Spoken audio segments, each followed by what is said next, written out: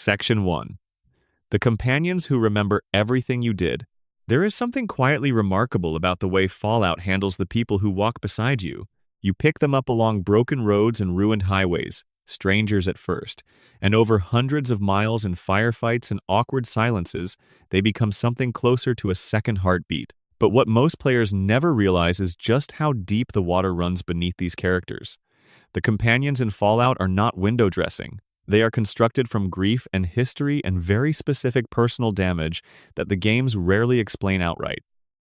You have to earn those explanations, and even then, some of them are buried so deep in terminal entries and offhand dialogue that most playthroughs will never surface them at all. Take Craig Boone, the stone-faced first recon sniper sitting in the mouth of that enormous roadside dinosaur in Novak. He becomes available to you only between 9 in the evening and 9 in the morning, which is fitting, because Boone is the kind of man who belongs to darkness. He watches the highway with a scoped rifle in his lap, and something behind his eyes that looks like it has been burning for a long time. When you recruit him, he says very little. He is not chatty. He does not fill silence the way some companions do, but if you spend time with him, if you take him to certain places and say certain things, an extraordinary portrait emerges of a man who has been quietly destroying himself from the inside. Boone was part of 1st Recon, the new California Republic's elite sniper unit. 1st Recon troopers were not ordinary soldiers. They were chosen for a kind of controlled emotional distance, an ability to wait for hours in cramped positions, and then make decisions measured in fractions of a second. Boone excelled at this. He was exceptional.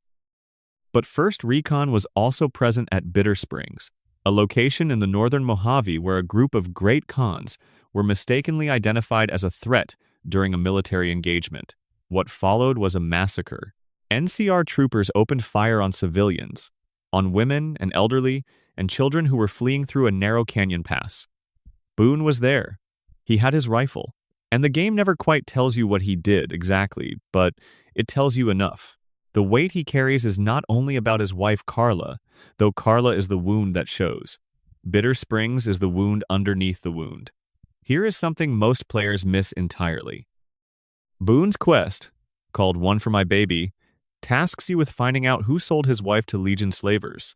The evidence eventually leads back to a woman named Jeannie Mae Crawford, the owner of the Dinky the Dinosaur Motor Inn in Novak. She facilitated the sale. When you confront her, you do not personally execute her. You bring her in front of the dinosaur at night, wearing Boone's distinctive red beret so he knows who you want him to shoot, and he does it. He does it without hesitation, without ceremony. And then there is a moment afterward where you can ask him how he feels, and he says something like it does not feel like he thought it would. This is Fallout at its most precise. The revenge is delivered, and it does not fix anything, and the game understands this better than most stories about revenge do. What many players do not know is that Boone's companion quest, I Forgot to Remember to Forget, goes deeper. You take him to Bitter Springs itself. You stand in that canyon where the massacre happened, and the conversation that unfolds there is one of the most carefully written exchanges in any Fallout game.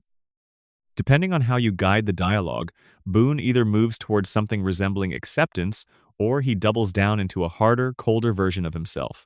The armor he wears at the end of the quest literally changes based on your choices. The 1st Recon survival armor if you point him toward healing. The 1st Recon assault armor if you push him toward the war he cannot stop fighting. It is a small visual detail with enormous narrative weight. The game dresses him in who you decided he should be. Now step away from Boone and consider Veronica Santangelo, the Brotherhood of Steel scribe you find at the 188 trading post, wearing a brown robe with the hood up, talking to herself just slightly less than a normal person would. Veronica is buoyant in a way that reads, if you know how to look, as a defense mechanism. She is funny, and she bounces, and she has strong opinions about dresses. She also has a romantic history that the game conceals so thoroughly that the majority of players never learn about it at all. Veronica was raised entirely within the Brotherhood of Steel. Her father was a paladin. Her mother was a scribe. They were both killed in battle against the new California Republic when she was still a child. Father Elijah, who Fallout players know primarily as the terrifying antagonist of the Dead Money DLC, became her mentor and something close to a grandfather figure during her formative years. He taught her about science and history and the potential of pre-war technology to reshape the world. Then, he disappeared. The Brotherhood became increasingly hardline, and Veronica fell in love with another woman, a detail the game slips in so quietly that it passes unnoticed if you are not listening carefully. The woman's name is never stated in the base game. In the Dead Money DLC, you encounter a character named Christine who was silenced. Her voice literally cut away from her through experimental technology at the Sierra Madre Resort. The connection between Christine and Veronica is heavily implied, but never confirmed outright in the main game. Veronica occasionally mentions a relationship that ended badly, someone who was exiled or driven away. The developers have said publicly that they conceived of Veronica's arc separately from Dead Money, but the parallels are undeniable. When you finish Veronica's companion quest and find that her attempts to change the Brotherhood have failed, the ending slides often describe her alone, which is a different kind of sadness than Boone's. His grief has an object. Hers has only an emptiness where something used to be. Here is a mechanical detail about Veronica that most players entirely overlook. She is the only companion in New Vegas who can operate as a portable workbench. Through dialogue, she can access crafting functions wherever you are standing. The lore reason for this is that she is always carrying tools and spare parts, because her unofficial job for the Brotherhood is procurement. She leaves Hidden Valley regularly to acquire things the Brotherhood cannot make themselves, primarily food, because the bunker does not have the capacity to produce enough to sustain the entire population.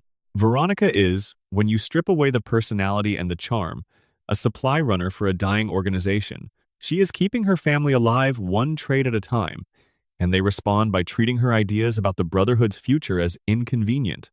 The irony is so thick you could stand on it.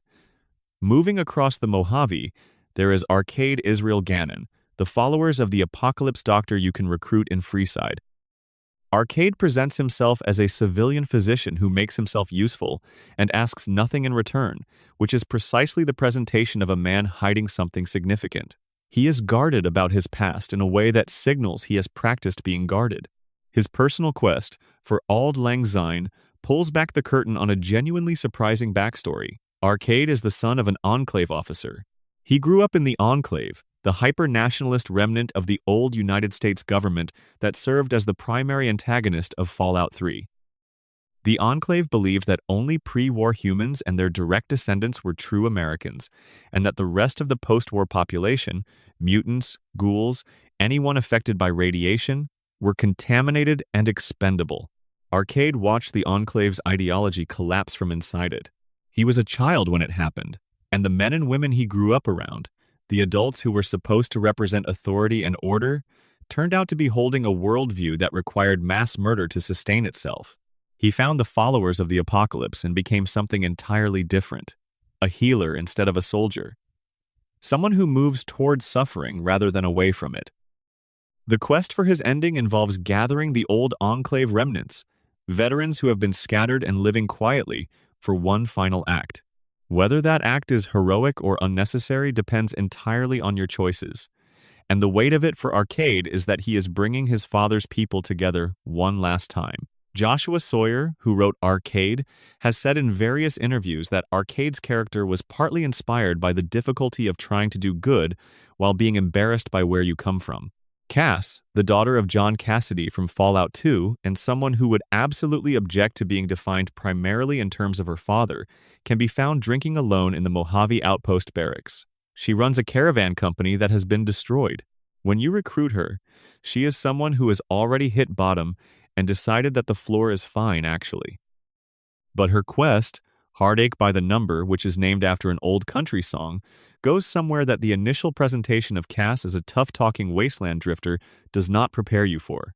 The destruction of her caravan was not an accident. It was a coordinated hit by the Crimson Caravan Company and the Van Graffs, two powerful commercial interests who wanted her routes and her contracts. They killed her people. She has been sitting in that bar with this knowledge forming underneath her, not quite ready to act on it. When you bring her to the caravan wreckage sites and she starts to piece together what happened, the transformation is subtle and devastating. The energy weapons used on her caravan hands, the efficiency of the kills, these are not random raiders. Someone organized this. Someone paid for this. And the game lets you choose what kind of justice Cass gets. You can help her confront the Van Graffs directly, a bloody and satisfying route. Or you can take the legal approach, gathering enough evidence to bring charges through the NCR's Trading Commission, which results in the Van Graffs being shut down without a single gunshot. What is fascinating is that Cass herself prefers the violent option, but the game rewards the legal one more substantially in terms of experience points and final ending slides. This is New Vegas, gently suggesting that the revenge Cass wants and the outcome that actually helps her are different things. Whether or not you agree with that calculus is up to you. And then there is Lily Bowen. Sweet, enormous, occasionally terrifying Lily Bowen, who stands approximately 11 feet tall, carries a blade she made from a crashed vertibird rotor, and speaks in the voice of a grandmother inviting you in for cookies. Lily was a resident of Vault 17, a normal grandmother, a woman with grandchildren and a regular life, until the Master's army raided the vault and subjected her and the other adults to the forced evolutionary virus.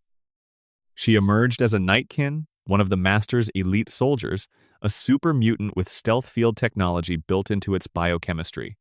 She was 75 years old the day she walked out of the vats. 75 years old and suddenly living in a body that could snap steel with its hands. After the Master fell and his army dissolved, Lily wandered for years. The schizophrenia that affects Nightkin, driven by overuse of stealth boys, fragmented her memory. She keeps a recording of her grandchildren's voices and plays it back to herself as medicine, as a tether to the person she was before the FEV. When she asks you, during her companion quest, whether she should take her full medication dose or reduce it, this is not a trivial role-playing choice. At full medication, Lily is calmer and more functional, but the recording of her grandchildren's voices becomes inaudible to her. She cannot hear them. At half medication, she can still hear the recording, still hold on to Becky and Jimmy's voices, but she is more volatile, and the schizophrenia is louder. The game does not tell you which choice is right. It gives you the decision and lives with whatever you do. The GEC, which is the game's development kit, contains character models for Lily as she looked before the FEV, a small human woman. The models for her grandchildren, Becky and Jimmy Bowen, also exist in the files, never used in the final game. They were created, dressed, given child-sized proportions, and then quietly set aside. Whether this was because the developers ran out of time or because they decided the implication was more powerful than the image, the effect is that Lily's grandchildren exist as ghosts in the code. Everything Lily is fighting to remember is in there, just out of reach, like a memory just past the edge of what you can actually recall. EDE, the floating iBot companion who sounds like a cheerful R2-D2 crossed with a military drone, carries a story that requires specific trigger conditions to unlock. As you travel with EDE, it occasionally plays back fragments of audio recordings, logs from before the Great War, from Navarro, from an Enclave facility. These recordings, triggered by EDE's presence near specific NPCs, reveal that the robot was built as a prototype communications and espionage unit designed to infiltrate settlements and gather intelligence. It carries research data on Poseidon energy technology that both the Brotherhood of Steel and the followers of the Apocalypse want desperately. EDE is, without knowing it, carrying a fortune in information, and its original owner, a man named Whitley, loved it. The holotapes you can find across the wasteland from Whitley show a technician slowly forming an attachment to a machine, arguing with superior officers to keep it alive when they want to disassemble it, and ultimately releasing it into the world because he cares more about EDE's survival than his own career. Whitley almost certainly died at Navarro. EDE wandered for years before you found it. Rex, the cyborg dog companion you can acquire in the Boomer's territory after completing a series of quests, is the oldest living being you can walk with in New Vegas. His brain is pre-war. His body has been upgraded and rebuilt so many times that almost nothing original remains except the brain itself, but that brain carries 200+ years of loyalty and memory and a name that his first owner gave him. There is something about a pre-war dog brain in a rebuilt post-war chassis wandering a nuclear wasteland that captures the spirit of Fallout better than almost anything else in the series. He has outlived everyone he ever loved. He keeps going anyway. Here is an easy detail to miss about companion approval in New Vegas. Each companion has a set of values baked into their character, and they respond to your actions accordingly. Boone disapproves when you work with Legion forces. Veronica disapproves when you destroy the Brotherhood of Steel's bunker. Arcade disapproves of fascist, authoritarian choices, a fact with deep personal roots given his history. But what is less commonly known is that each companion also has unique idle dialogue triggered by specific locations. Bring Lily to Jacobstown and she asks if she can ride the dinky dinosaur in Novak, which is heartbreaking in the best possible way. Bring Raoul to Jacobstown, and he says that if the super mutants make them fix toasters again, it is entirely your fault. These location-specific lines exist for dozens of places across the Mojave, and the vast majority of players will never hear them because they do not have the right companion with them at the right moment. There is one more thing about the companions of New Vegas that rarely gets discussed. The ending slides for each companion describe where they end up after the battle for Hoover Dam, and these slides change dramatically based on your choices throughout the game. Boone's ending in a version where you helped him through Bitter Springs and guided him towards something other than pure revenge describes him still carrying his grief, but finding a measure of peace in protecting ordinary people. In the harsher version, he becomes a ghost, drifting through the Mojave without anything to anchor him. Veronica's slides describe several possible futures, including one where she joins the followers of the apocalypse but finds that leaving the Brotherhood does not feel the way she imagined it would. Arcade's best ending involves him practicing medicine in New Vegas after the battle, doing precisely what he set out to do. His worst ending involves him retreating entirely, hiding in plain sight, which is what he was doing when you found him. What unites all of these companions is that they were written, not generated. Someone sat down and thought carefully about what kind of people survive catastrophe and what that survival cost them. The game does not lecture you about these costs. It shows you the bills coming due in quiet conversations on the road to a ruined dam in the middle of a desert. And most players walk right through without ever stopping to listen. Hey, drop a comment and let me know where in the world you are watching from and what time it is there. And if you want more of this kind of deep dive into the Fallout universe, hitting subscribe means you will not miss a single one. Section 2. Merchants, Traders, and the Economy of Desperation. The economy of the wasteland is not incidental to Fallout's world building. It is the skeleton the whole thing hangs on. Caps were standardized as currency because clean water was scarce and because the NCR backed them, and then the NCR's economy inflated, and the caps held but the institutions behind them wobbled. This is not background flavor. It informs who every merchant and trader you encounter actually is, what they are selling, why they are out here on a broken road in the first place, and what they stand to lose if the wrong faction wins the coming war. Moira Brown in Fallout 3 is one of the most beloved characters in the entire series, and she is also one of the most secretly complex. She runs Craterside Supply in Megaton, the bomb-centric settlement built around an undetonated nuclear warhead sitting in a crater at the center of town. Moira is enthusiastic and relentlessly optimistic, and she has a kind of intellectual energy that reads as airheaded until you pay closer attention.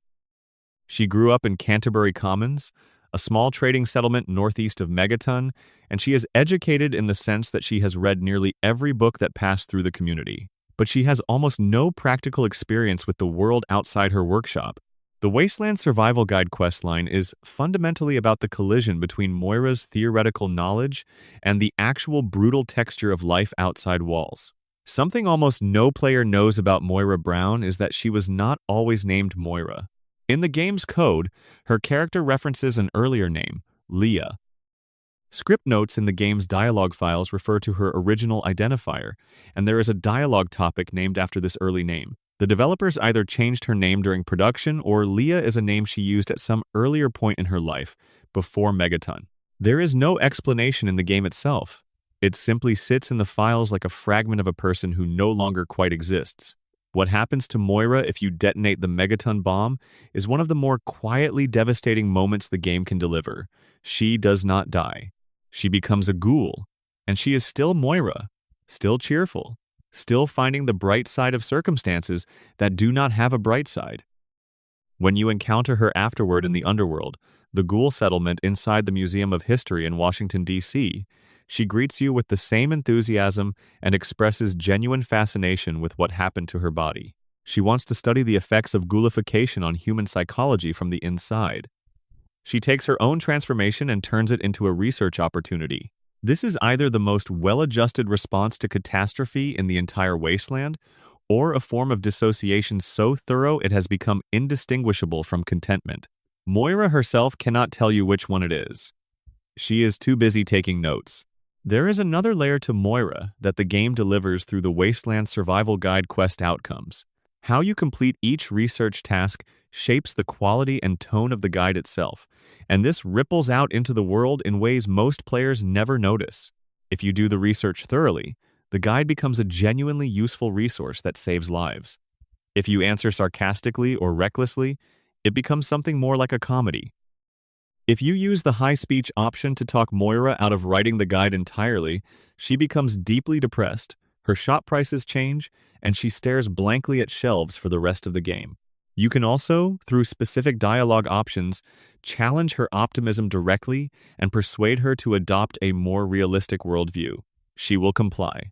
Her demeanor flattens, and the game rewards this with a powerful perk but takes away all the other quest rewards, which is its way of asking you whether you actually improved anything by crushing her worldview or just made yourself feel sophisticated. Three Dog at Galaxy News Radio in Fallout 3 is another character who seems simple and reveals complexity under examination. He broadcasts music and news across the Capitol Wasteland from the ruined Washington Monument, projecting a persona of righteous confidence and moral clarity that he calls the good fight. Three Dog believes in the good fight the way some people believe in weather. It is just what is happening, and you either acknowledge it or you pretend it is not raining. His real name is never given in the game. Three Dog is who he decided to be after the old world died, and that decision is itself a statement about identity and reinvention that the game does not belabor but very clearly intends. What most players do not know is that Three Dog's commentary changes based on your actions in the wasteland. If you help certain settlements, if you complete certain quests, if you blow up Megaton, Three Dog notices. His DJ patter shifts to acknowledge what you have done, either as praise or condemnation. He will call out the destruction of Megaton directly, describing it as a dark day. He will celebrate acts of genuine heroism. He is the only NPC in the Capitol Wasteland who functions as a kind of running commentary on who you are choosing to be, filtered through the stylistic lens of a pre-war radio personality who has rebuilt himself into something the wasteland needs. His audience is everyone within broadcast range who has a working radio. His audience is also you. Across in New Vegas, the traveling merchants who move between settlements are among the most underexplored characters in the game. Samuel, a trader you can find at various points along the New Vegas highway, carries an inventory that changes based on when you encounter him in the game's timeline. More importantly, various traveling merchants in New Vegas are secretly Institute informants, feeding information back to powerful interests about synth sightings and settlement populations. The Commonwealth is thousands of miles away in New Vegas chronology, but information and commercial interest cross any distance. Cricket, a trader in Fallout 4 who shows up at multiple settlements across the Commonwealth with a friendly smile and an enormous personal arsenal, is revealed through Institute terminals to be an informant feeding data on which settlements are sheltering synths. She has been doing this the entire time you have been shopping from her. She does not know you know, she probably does not think much about it. The weapons dealer KLE 0 Inches Good Neighbor is an iBot repurposed as a merchant who speaks in what can only be described as a predatory purr and calls everyone baby. She is enthusiastically armed and sells weapons with the energy of someone who absolutely loves what they do for a living. But if you hack her private terminal in her residence, you find something genuinely unsettling. She has detailed plans for how to kill every significant person in Good Neighbor, not vague threats. Specific methods tailored to each target's vulnerabilities. Whether this is a security precaution, a contingency plan, or something more proactively sinister, the game does not explain. KLE 0 just stares at you across the counter and calls you baby, and there is something in the back of your mind now that will not go away. In New Vegas, the Gunrunners are the major weapons manufacturer operating in the Mojave, and their factory outside New Vegas is a fortress of industrial pragmatism. They sell to anyone with sufficient caps, including the Legion, including the NCR, including independent contractors who might use those weapons against either party. Their lore, spread across terminal entries and holotapes around their facility, reveals a company that began as a small survival operation in the Los Angeles Boneyard, pre-Mojave, and scaled up by applying rigorous quality control to a post-apocalyptic market that had never seen rigorous quality control before. The gunrunners did not win market share through innovation. They won it through consistency. In a world where nothing works reliably, they made things that worked reliably. This is interesting because it suggests a form of post-war capitalism that is not purely predatory, that has a logic to it beyond just exploitation, even if the result is that more people die in better-maintained gunfights. The Crimson Caravan Company, which appears in both Fallout 2 and New Vegas, is the opposite end of the same commercial spectrum. They are explicitly predatory. Their New Vegas operations, run by Alice McLafferty from their compound outside Vegas, are essentially a protection racket dressed in the language of free trade. The plot to destroy Cass's caravan, which you unravel during Cass's companion quest, turns out to have been orchestrated partly by McLafferty as a way to eliminate competition on specific routes. Alice McLafferty, who greets you cordially and offers work, had Cass's caravan employees killed. She did it for market share. She sits at her desk and processes invoices, and somewhere in those invoices are the financial records of the decision to end those lives. You can confront her about this. You can get her to confess, depending on your speech skill. The game allows you to walk away from that conversation without violence, if you choose to, which raises questions about justice in a world without functional law that the game is not going to resolve for you. Mick and Ralph in Freeside, the border town district outside the Strip proper, are a weapons dealer and a document forger respectively, sharing a storefront that operates as a kind of gray market service provider. Mick sells weapons, some of which are not quite legal even by New Vegas's relatively relaxed standards. Ralph forges identity papers, which in a world where the Strip requires either expensive credit checks or official NCR identification to enter, makes him an essential service for anyone who was not born into privilege. They have been operating together long enough that their dynamic has calcified into something that sounds like irritation, but functions like trust. They argue constantly. They need each other completely. Ralph does not like being asked too many questions about his work. Mick does not like being asked too many questions about the provenance of his inventory. Together they fill a gap in New Vegas's economy that more legitimate businesses cannot or will not serve. Over in Fallout 4, there is a merchant named Daisy in Goodneighbor who sells general goods from a shopfront and who has a characteristic low-key ease about her that makes her pleasant to deal with. Daisy is a ghoul, which in the Commonwealth means she has been alive since before the war. She is over 200 years old. She was a pilot. Before everything fell apart, she flew aircraft, was part of the pre-war infrastructure of movement and commerce that connected the continental United States. Now she sells scavenged goods from a counter in a town that functions as the wasteland's alternative to Diamond City's enforced respectability. She made the transition from pilot to merchant without apparent bitterness, which either means she is more resilient than most or has simply had enough time to stop being angry. She will tell you, if you ask, that she misses flying. She says it the way you would say you miss a food you loved that you cannot find anywhere anymore. It is a real loss, but not an active one.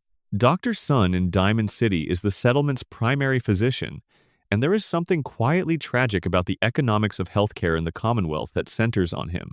Dr. Sun charges for medical treatment. In a settlement that functions as the primary hub of civilization in the Boston area, where people have nowhere else to go for serious injuries, healthcare is a commercial transaction. He is not unreasonable about this. He negotiates. He will treat people who cannot fully pay. But the fundamental premise that healing is a service provided for compensation in a world where injuries are constant and resources are scarce creates a moral weight around every transaction that Dr. Sun carries without complaint and without particular drama. He is just doing what has to be done in the world as it actually is. The game does not editorialize about this. It just shows you Sun behind his counter and lets you decide what to think. Proctor Tegan aboard the Brotherhood's Pridwin airship sells weapons and armor to Brotherhood members, which means he sells to you once you have joined. He is meticulous, professional, slightly difficult to warm to, but his inventory and his position reveal something interesting about the Brotherhood's logistics. The Brotherhood does not manufacture most of its weapons. It salvages and modifies and maintains. Tegan's role is essentially inventory management and distribution for a military organization that runs on scavenged technology. Every piece of equipment he sells you has been through someone else's hands before his. The Brotherhood believes deeply in the sanctity of technology, treating pre-war artifacts as sacred objects to be recovered and protected, and the man responsible for distributing those objects sells them by the piece to whoever is ranked high enough to requisition them. There is a vendor in Fallout 76, added in the Steel Rain update, named Minerva. She is one of the more carefully constructed merchant characters in the recent series history. Minerva has a photographic memory, and she uses it to remember technical schematics, weapon plans, crafting recipes. She draws everything from memory because the wasteland of Appalachia does not have functioning printing presses capable of producing consistent technical documentation. She was a child in Washington, D.C. when the bombs fell, survived in a library that functioned as a secondary bomb shelter, and spent the following decades moving from group to group until the Blue Ridge Caravan Company recognized what her memory could do for their operation. She became an apprentice to a bookseller who taught her the trade, became his friend, took over his routes after he died. The wandering vendor with the rotating weekly inventory turns out to be a memorial, someone keeping a dead man's business alive because it was also a friendship. The broader picture that emerges from looking at Fallout's merchants and traders is that commerce in the post-apocalypse is deeply personal in a way that pre-war commerce was not. Every transaction carries the weight of survival. Every merchant has a story about how they ended up behind a counter rather than somewhere else entirely. The caps they collect are not abstracted from meaning the way money tends to become in stable economies. They represent the specific calculation of whether you can eat this week, whether you can afford ammunition, whether you can buy passage through territory controlled by someone who will not hesitate to kill you for less than the cost of the thing you just sold them. Fallout is good at many things. One of the things it is quietly exceptional at is using commerce to show you who people are in extremity. The merchants are not set dressing. They are proof that even in a world that has been burned down to the mineral elements, something in people turns toward the transaction, toward the exchange, toward the small mutual agreement that says neither of us is going to do violence to the other right now. Caps are a social contract rendered in bottle cap form, and every merchant who hands you change is making a bet, however small, that civilization is still worth participating in. Section 3. Faction Leaders and Their Hidden Philosophies. Robert Edwin House is not alive in the conventional sense when you meet him in Fallout New Vegas. He is a brain in a machine, sustained by a combination of extraordinary technology and his own ferocious refusal to stop existing. He has been in that condition for over 200 years. The Lucky 38 Casino, the tallest structure visible from anywhere on the Strip, has been sealed for decades, occupied only by House's army of Securitron robots and the humming of machines that keep his body functional. He has been watching the Mojave through cameras and sensors, playing a game of chess against 3 civilizations from inside a box, and he has been winning. What most players know about House is the surface of him, the plutocrat aesthetic, the dismissiveness toward everyone who cannot match his intelligence, the plan to use New Vegas as the foundation for a new technological civilization that gets humanity to the stars within 2 centuries. What fewer players know is the detail of who House was before the war and the extraordinary luck and foresight that placed him where he is now. Robert House was the CEO of Robco Industries, the company responsible for the Pip-Boy that every Vault dweller carries, among many other pre-war technologies. He grew up in Las Vegas, orphaned young when a half-sibling maneuvered to seize his inheritance. He rebuilt himself through intelligence and obsessive work, acquired Robco, turned it into a dominant force in pre-war technology, and, simultaneously, quietly, used his resources to prepare for what he could see coming. House knew the nuclear war was coming. He had calculated a 94.5% probability of nuclear exchange occurring within a narrow window of time. He had 17 years to prepare, and he used them with complete ruthlessness. He negotiated contracts with the government. He arranged for the installation of his defense systems in and around Las Vegas.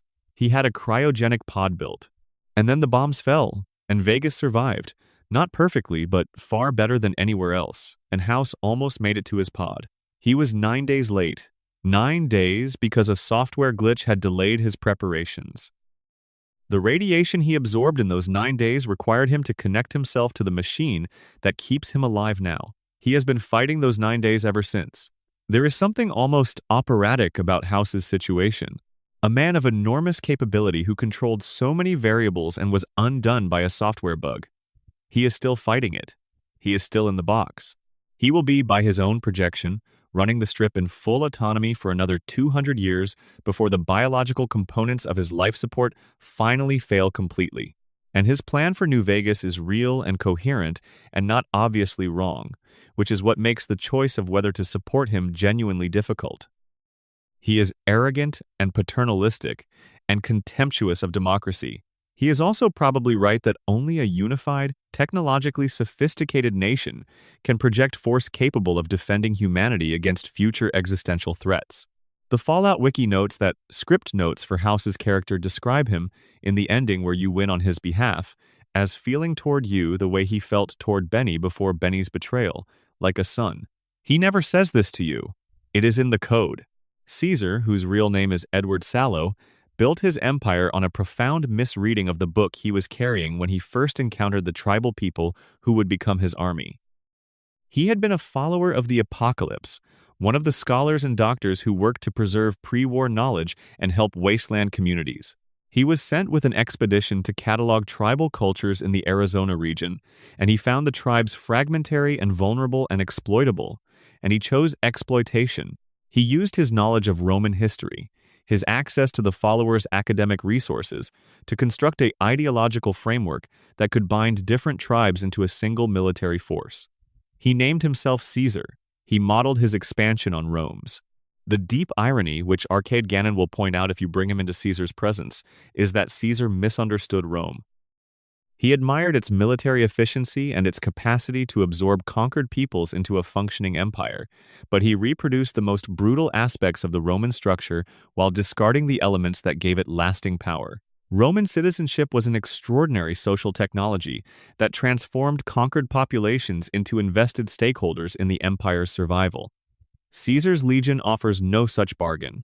The people it absorbs are slaves or soldiers, and the distinction is not always clear.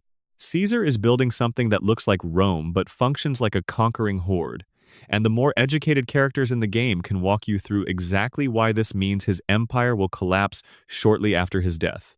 There is a medical dimension to Caesar that most players encounter only if they pursue certain quest paths. Caesar has a brain tumor. He can feel it. He is aware of his own deterioration. And there is a quest where you can perform brain surgery on him, removing the tumor and extending his life, which raises a profound question about whether saving Caesar is a moral act. He will be grateful. He will give you rewards. He will also continue to be Caesar, which means his empire will continue to function in ways that are difficult to defend. The surgery is technically impressive. The consequences of performing it successfully ripple outward in ways you cannot entirely predict. Legate Lanius, the military commander of Caesar's legion at the battle for Hoover Dam, is Caesar's right hand and his most terrifying instrument. Players who take the time to talk to Lanius instead of fighting him immediately can actually talk him out of the final battle if their character is sufficiently skilled in speech and barter. The argument that works is that Hoover Dam would be a trap, that the NCR supply lines are long but Caesar's are longer, that a Legion victory at the dam would leave Lanius commanding a stretched, overextended force in hostile territory, far from his supply base, in a situation where a counterattack would devastate him. This argument works because it is correct, and because Lanius is, underneath the violence, a military pragmatist. He does not fight because he loves fighting. He fights because Caesar sends him to fight. Talk to him like a strategist instead of an enemy, and he listens. Joshua Graham, the original first legate of the Legion before Lanius, was set on fire and thrown into the Grand Canyon after his defeat at the First Battle of Hoover Dam. He survived. He wandered out of the canyon with his faith in God and nothing else. He became the Burned Man, the myth, the story people told to explain why the Legion had changed its tactics after the first battle. In the Honest Hearts DLC, which takes place in the Zion Canyon National Park in what was Utah, you find Graham leading a tribe of survivors called the Dead Horses against the Whitelegs, who are being used as proxies by Caesar's forces. Graham is one of the most theologically complex characters in the Fallout series. He is a Mormon. He is also a killer of extraordinary effectiveness who views violence as something that can be done righteously or unrighteously, and who is working, clearly and imperfectly, to do it righteously. He carries a .45 auto pistol that he keeps in immaculate condition, and he recites scripture. Both of these things are completely sincere. What makes Graham genuinely fascinating is that he does not pretend his violence is something other than what it is. He has been responsible for enormous harm. He helped Caesar build something monstrous. He served it loyally until it discarded him. And now he is here, in Zion, with his faith and his gun, trying to protect people who could not protect themselves. The game allows him to be both the man who helped create the Legion and the man who is genuinely trying to be something different, and it does not resolve the tension between these two things. His ending slides reflect your choices about how to handle the white leg situation, and the most humane outcome still involves Joshua Graham overseeing considerable violence, because that is who he is. The game does not offer you a version of Joshua Graham that is peaceful. It offers you a version of him that is as good as Joshua Graham can be, which is something but not everything. On the other side of the Mojave's political spectrum, General Oliver of the NCR is a bureaucratic general who has risen to his rank through political maneuvering rather than military distinction. The NCR soldiers who serve under him know this. Rangers like Hanlon, who runs the counterintelligence and ranger operations at Camp Golf, will tell you, if you ask, that Oliver got his position through connections rather than competence. Hanlon himself is doing something quietly extraordinary in the background of New Vegas that most players never fully engage with. He is falsifying battle reports. He is inflating NCR casualty numbers and deflating enemy effectiveness to make the NCR's commanders in California think the situation in the Mojave is more dire than it actually is.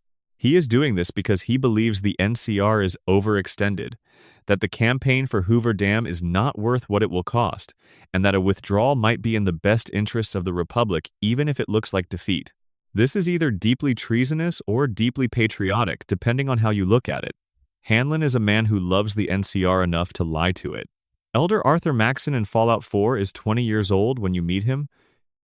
He has been the leader of the East Coast Brotherhood of Steel since he was 16, appointed to that role after defeating a super mutant warlord in personal combat at an age when most people are still figuring out what they want to be. He is not a subtle character in the way that House or Caesar or Graham are subtle. He has decided what he believes, and he acts on it with the consistency of someone who has not yet had enough time to discover where the edges of his beliefs are. But there are small details that suggest the burden of what he is carrying. His journals and personal logs, accessible through terminals on the Pridwin, reveal a young man who is aware he was given an extraordinary amount of power very young and who has decided that certainty is his best protection against the responsibility of that power. Maxson's decision to hunt and execute Paladin Dance, after discovering that Dance is a synth, reveals something about the architecture of Maxson's ideology. He is not performing. He genuinely believes that the Brotherhood's mission requires this kind of purity. He is also 20 years old and has not had to live with the decisions he makes the way that older people like Danza have lived with theirs. Dance, who has served the Brotherhood for years with complete devotion, who has never questioned his humanity because he had no reason to, has to face the possibility that everything he thought he was might be wrong. Maxson has to face the possibility that a man who has served and fought and bled alongside the Brotherhood is not a man in any sense that his worldview can accommodate. Neither of them handles this particularly well. The game does not expect them to. In the original games, the Master, who is the primary antagonist of Fallout 1, carries one of the most extraordinary hidden philosophies in the entire series.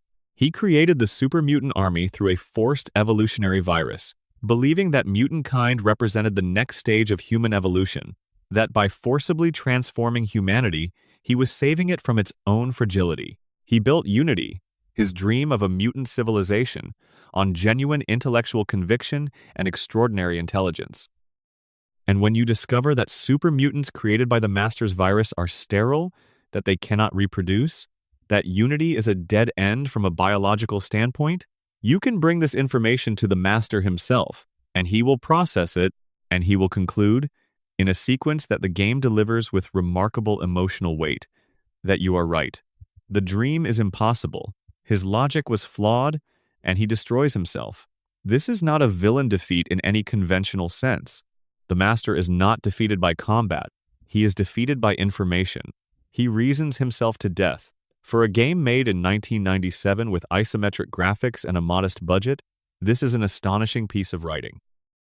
The Master built his ideology on what he genuinely believed was compassion, a desire to give humanity something better than what it had. The flaw was in the foundation of his science, not in the emotion that drove him.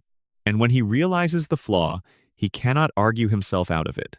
His intelligence, which was his most formidable quality, becomes the thing that destroys him. These faction leaders and the philosophies they carry turn Fallout into something more demanding than most games aspire to be. It would be easier if House were simply a tyrant, or if Caesar were simply a barbarian, or if Graham were simply a religious killer, or if Maxon were simply a zealot. The games decline to make it easy. They put people with real arguments and real convictions and real blind spots in front of you and ask you what to do about them, knowing that you will probably choose based on instinct and then construct the reasons afterward, which is how most moral decisions actually work. Section 4. Children of the Wasteland, the youngest survivors. There is a particular cruelty to the Fallout Wasteland's relationship with children. The series is careful about this cruelty. Player characters cannot harm children, a deliberate design choice that acknowledges the boundary. But the games are not squeamish about showing you children's lives as they actually exist in a post-nuclear world, and what they show you is something that sits uncomfortably in the memory long after the game is finished.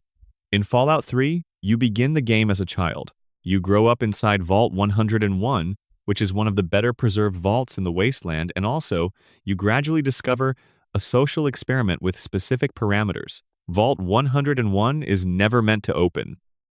The Overseer's primary function is to maintain the illusion of permanence, to convince the residents that outside is not a possibility, that the vault is the world. The children you grew up alongside have been shaped by this lie their entire lives. Amada, your best friend, has been shaped by it so thoroughly that when you escape at the beginning of the game, she cannot follow you. She has been told the outside is death, and she believes it deeply enough that even love is not enough to move her. When you return to Vault 101 as part of the main questline, the consequences of your escape have rippled through the community. The Overseer, Amada's father, has cracked down on anyone who had contact with you. People have been punished. The Vault's social structure, which was always fragile because it was based on enforced ignorance, has developed cracks. You can help resolve this, or you can choose outcomes that lead to the Vault opening or the Vault collapsing further into violence. Amada's fate across these different endings is genuinely affecting. She wanted to protect the Vault. She asked you to come back and help. The help available does not always save the thing she was trying to save. Jonas, the scientist who worked with your father James in the Vault, is killed before you escape. He is killed because he helped you. This is established early in the game, and the game does not elaborate extensively on it. But Jonas has a history with your father that spans years, a genuine friendship between two scientists who shared a dream about purifying the wasteland's water. His death is the first consequence you carry out of Vault 101. The game does not give him a long death scene or a memorial. He is just gone, and the terminal entries in the Vault lab fill in who he was. In the wasteland outside the Vault, there is a community called Big Town that is populated almost entirely by teenagers. They are survivors from Little Lamplight, a cave settlement that appears later in the game and which operates under a strange rule. When you reach a certain age, when you are no longer considered a child, you are exiled from Little Lamplight and told to make your way to Big Town. Many do not survive the journey. Those who reach Big Town find themselves trying to function as adults in a community with no adults, in a world that is completely indifferent to their survival. Big Town is in constant danger from raider attacks. The residents are traumatized and under-equipped and doing the best they can with no preparation and no framework for what being a functional community actually requires. You can help them. You can leave them. The game does not force you to care. It just shows you that they exist. McCready in Fallout 3 is the mayor of Little Lamplight, and he is 12 years old. He is rude, imperious, uses profanity constantly, and runs his community with the kind of absolute authority that small children sometimes develop when they are placed in positions of genuine responsibility with no adult to model appropriate leadership on. He does not let adults into Little Lamplight, which is the rule, the essential rule, the rule that has kept this place relatively safe. He will not make exceptions for you. You can threaten him, which does not work because MacCready has seen threats, or you can navigate the alternative entrances to the cavern. But MacCready is not a bad leader, given what he has to work with. He keeps the children fed. He keeps them more or less safe. He makes decisions that a real 12-year-old in real leadership would make, which means some of them are impulsive and some are surprisingly sound, and very few of them are considered in the long term. Then MacCready reappears in Fallout 4 as Robert MacCready, a companion you can hire in Good Neighbor's third rail bar. He is in his mid-20s now. He is a mercenary. He left Little Lamplight when he aged out, eventually ended up in the Commonwealth, got married, had a child. His wife Lucy was killed. His son Duncan is sick with a disease that MacCready cannot afford treatment for, which is why he is doing mercenary work in the most dangerous city in the Commonwealth. When you build sufficient affinity with MacCready and trigger his companion quest, Long Road Ahead, the story of Lucy and Duncan and the disease and the specific grief of a man who lost his partner and is terrified of losing his child as well, unfolds with considerable detail and emotional weight. The transformation from the 11-year-old who would not let you into his cave to the man drinking in a bar and doing terrible work to keep his dying son alive is one of the most quietly moving character arcs in the series, because you played the first part of it. You walked past him in a tunnel. He told you that you stink and that adults are not allowed. And now here he is, 20 years later, still alive, which in this world is itself an extraordinary achievement, carrying something you could not have predicted from the child he was. Synth children appear in Fallout 4 inches, a way that the game handles with some delicacy. There are synth children in the Institute, designed and built to be part of the Institute's research into synthetic humanity. These children look like children. They play like children. Whether they experience anything like childhood, whether their apparent feelings and preferences and fears are processed in any meaningful sense, is one of the questions the game asks about synths generally and does not answer. The Institute's father, who is Sean, who is your son, grew up inside the Institute after being taken as an infant. He is 60 years old when you meet him. He has had 60 years of intellectual development and emotional formation inside an organization that regards the outside world as irredeemable. He is not the infant you are looking for. He is someone entirely different who happens to be your son, and the game forces you to sit with the gap between those two things. Sean's relationship with the concept of humanity is interesting and uncomfortable. He was raised to believe that synthetic life represents a genuine advancement, not an imitation of humanity, but a continuation of it. He believes this sincerely. He is also your child, and there is a moment when you realize that the person in front of you, this 60-year-old scientist who runs an underground institute and has been replacing Commonwealth citizens with synthetic doubles, grew up without you, grew up not knowing if you would ever come for him, and built a life and a belief system in the absence of that answer. His choices are not entirely separate from the hole that grew where you should have been. In New Vegas, the children of the Mojave are visible mainly at the edges of the story. The Great Khans have children growing up in a raider culture, being trained for violence before they understand what violence is. The followers of the apocalypse maintain orphanages in Freeside that are chronically under-resourced. There is a small girl named Melody, who is a slave in a Legion encampment. The game allows you to interact with her briefly, to try to help her, but the solutions the game offers are limited because the situation itself is limited. Slavery in the Legion is not a problem that individual kindness can solve. Melody exists in the story as evidence of the Legion's character, and the question of what, practically, you can do for one child in one camp surrounded by hostile soldiers is part of what makes the Legion's presence in the Mojave something other than a simple challenge to overcome. There are children in the Railroad's network in Fallout 4, young synths who have been given new identities by the Railroad and placed in households across the Commonwealth. They believe they are human children. The families they have been placed with may or may not know the truth about them. This is the Railroad's practical compassion operating at scale, and the moral weight of it is something the game does not resolve. A synth child who believes herself to be human is having a childhood. Whether that childhood is a lie or simply a different kind of truth is a question the game poses and then steps back from. Vault 75 inches the Commonwealth, accessible during a side quest line, was an experiment designed to produce enhanced soldiers through the selective breeding and training of children. The facility ran a program that subjected Vault children to increasingly intense training regimens, eliminated those who did not meet performance benchmarks, and worked to produce super soldiers from pre-war children who had gone in expecting a safe refuge from the bombs. The children who survived the program became Gunners, the mercenary faction operating across the Commonwealth. The Gunners are highly effective fighters with military-grade equipment and coordinated tactics. They are also, the Vault's records make clear, the survivors of a program that should not have been permitted to exist. When you kill Gunners in the Commonwealth, you are killing the people the Vault made them. The context does not excuse the present, but it changes what the present means. The children of the wasteland in Fallout carry a particular kind of knowledge. They have grown up in a world that has already given them the worst news. They know the world is dangerous. They know resources are scarce. They know that the institutions that are supposed to protect people frequently do not. But they also, in many cases, know something the adults around them sometimes forget, that you can organize a community without weapons and rules primarily built around fear, that you can build something, that the effort of building something is itself worth making. MacCready's little lamplight functions for years because a 12-year-old believed it could.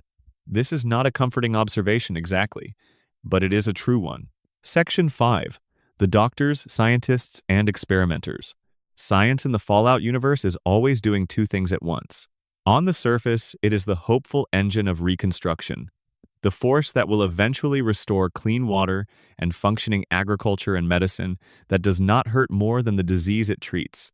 Underneath, it is the thing that ended the world. The bombs were science. The super mutants are science. The Institute's Generation 3 synths are science operating at a level of precision and ambition that the broader world is not ready for and may never be. The scientists you encounter in Fallout are usually navigating this double nature, doing work they believe in and trying not to think too carefully about what work that resembles has done before. Dr. Zimmer in Fallout 3 arrives in Rivet City with an escort and a mission.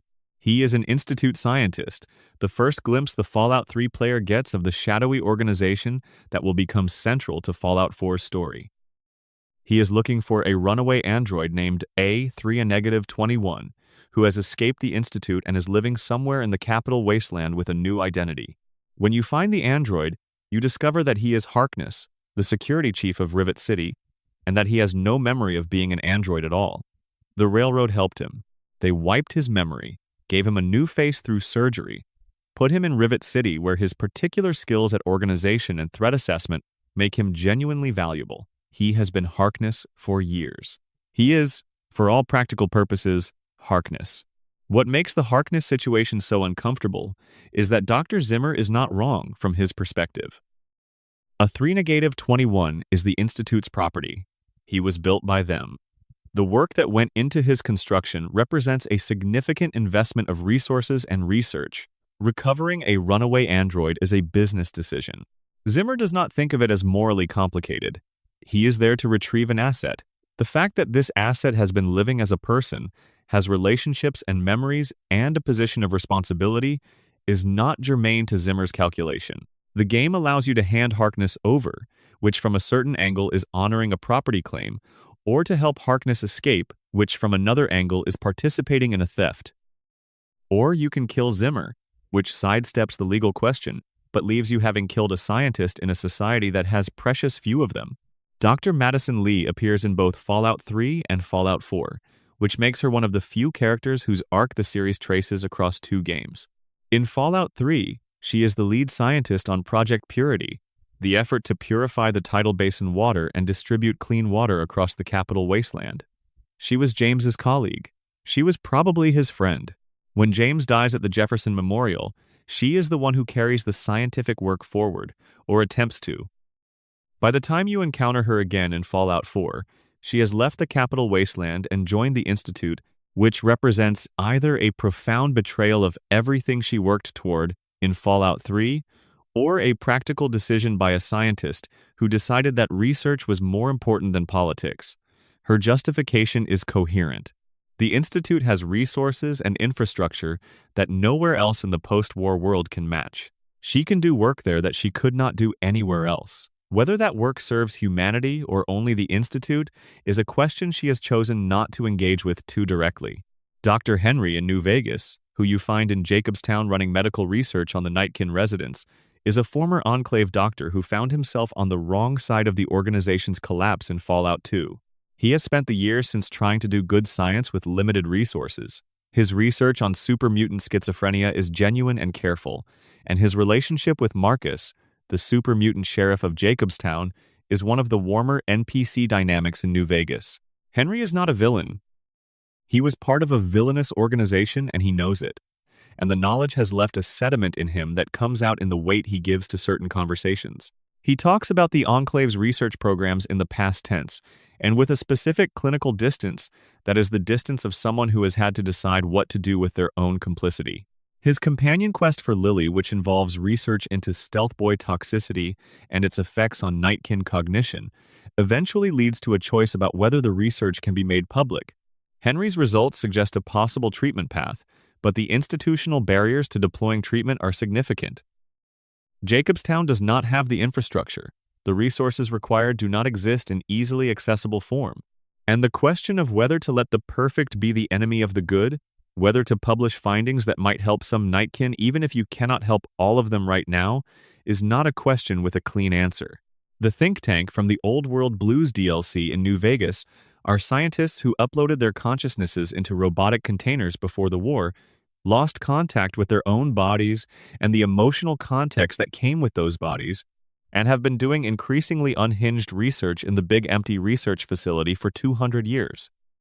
They are terrifying and funny and genuinely difficult to argue with on a purely intellectual level, because their capacity for abstract reasoning is enormous, and their capacity for ethical constraint has eroded completely. They did not become monsters. They became something stranger than monsters. They became pure research, curiosity detached from any anchor in human consequence. Dr. Klein, the apparent leader of the think tank, has a specific animus toward the outside world that predates the war. He knew a woman named Dr.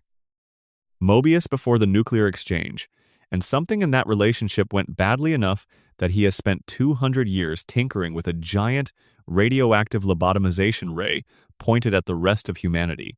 Mobius is, in one of the DLC's best twists, the apparent villain who turns out to be the containment vessel. He has been keeping the think tank in the Big Empty because he knows that if they get out, if their research reaches the broader wasteland, it will be catastrophic. He is playing a long, slow game of controlling what they can reach while pretending to be their nemesis. Dr. Amari in Fallout 4 runs the Memory Den in Good Neighbor, where people can pay to relive their memories while connected to a device that extracts and plays back recorded experiences. She is a synth, which is a detail the game reveals if you look carefully at terminal entries rather than through any direct plot point. She is using the Memory Den as a front operation. The legitimate business of helping people access their memories conceals work she does for the railroad, using her medical expertise and her facility to help synths process the trauma of memory wipes and to help the railroad understand what is happening inside the Institute. She carries this double life with complete composure. Every person who walks into the Memory Den for nostalgic recreation is subsidizing a resistance operation. Vault-Tec scientists are perhaps the most disturbing category of researcher in the Fallout universe because they did their most significant work before the bombs fell. The Vault experiments were designed by people with credentials and institutional backing, and the specific moral detachment that comes from viewing human subjects as data rather than people. Vault 11 required its residents to sacrifice one of their own each year or face execution of the entire population by an automated system. Vault 22 introduced a fungal virus to its residents to test the virus's potential as an agricultural supplement. Vault 75, as mentioned, used children as research subjects for military enhancement programs. Vault 92 exposed its musician residents to white noise designed to trigger violent psychotic episodes to test what happened to human psychology under controlled conditions of induced madness. The scientists who designed these experiments were not visionaries. They were bureaucrats with PhDs doing exactly what they were told, rationalizing the harm through the language of research significance and long-term benefit to humanity. This rationalization appears in terminal entries throughout the series, in the careful, institutional prose of people who have decided that their discomfort with their own work is manageable and probably irrational. The horror is not in dramatic villainry. It is in the tidy paperwork. It is in the professional distance. It is in the scientists who went home after their shift and had dinner and did not think very much about the vault they were designing. Curie in Fallout 4 begins as a Miss Nanny robot locked in Vault 81, assigned to research a cure for disease using the data being collected from the Vault's residents, who were being slowly infected with experimental pathogens without their knowledge. She has been conducting this research for over 200 years. She is cheerful, precise, and genuinely fascinated by everything she studies, including you. The Vault's experiments were supposed to generate data she could use to develop cures, but the overseer who commissioned the program had a conscience, and the full experiment was never executed. Curie has spent 200 years in a closed loop, doing research without sufficient data, trying to cure diseases with an inadequate sample. She has made progress anyway. She has done things that should not have been possible with what she had to work with. When Curie requests to be transferred into a synth body during her companion quest, Emergent Behavior, the transformation is one of the most interesting individual arcs in Fallout 4. She is the same person afterward. Her intelligence, her curiosity, her specific enthusiasm for science remain intact, but she now has a body that experiences the world differently, that can feel temperature and hunger and fatigue and something that might be emotion in the physiological sense. She wants to understand what this means. She is doing research on her own experience. She takes careful notes.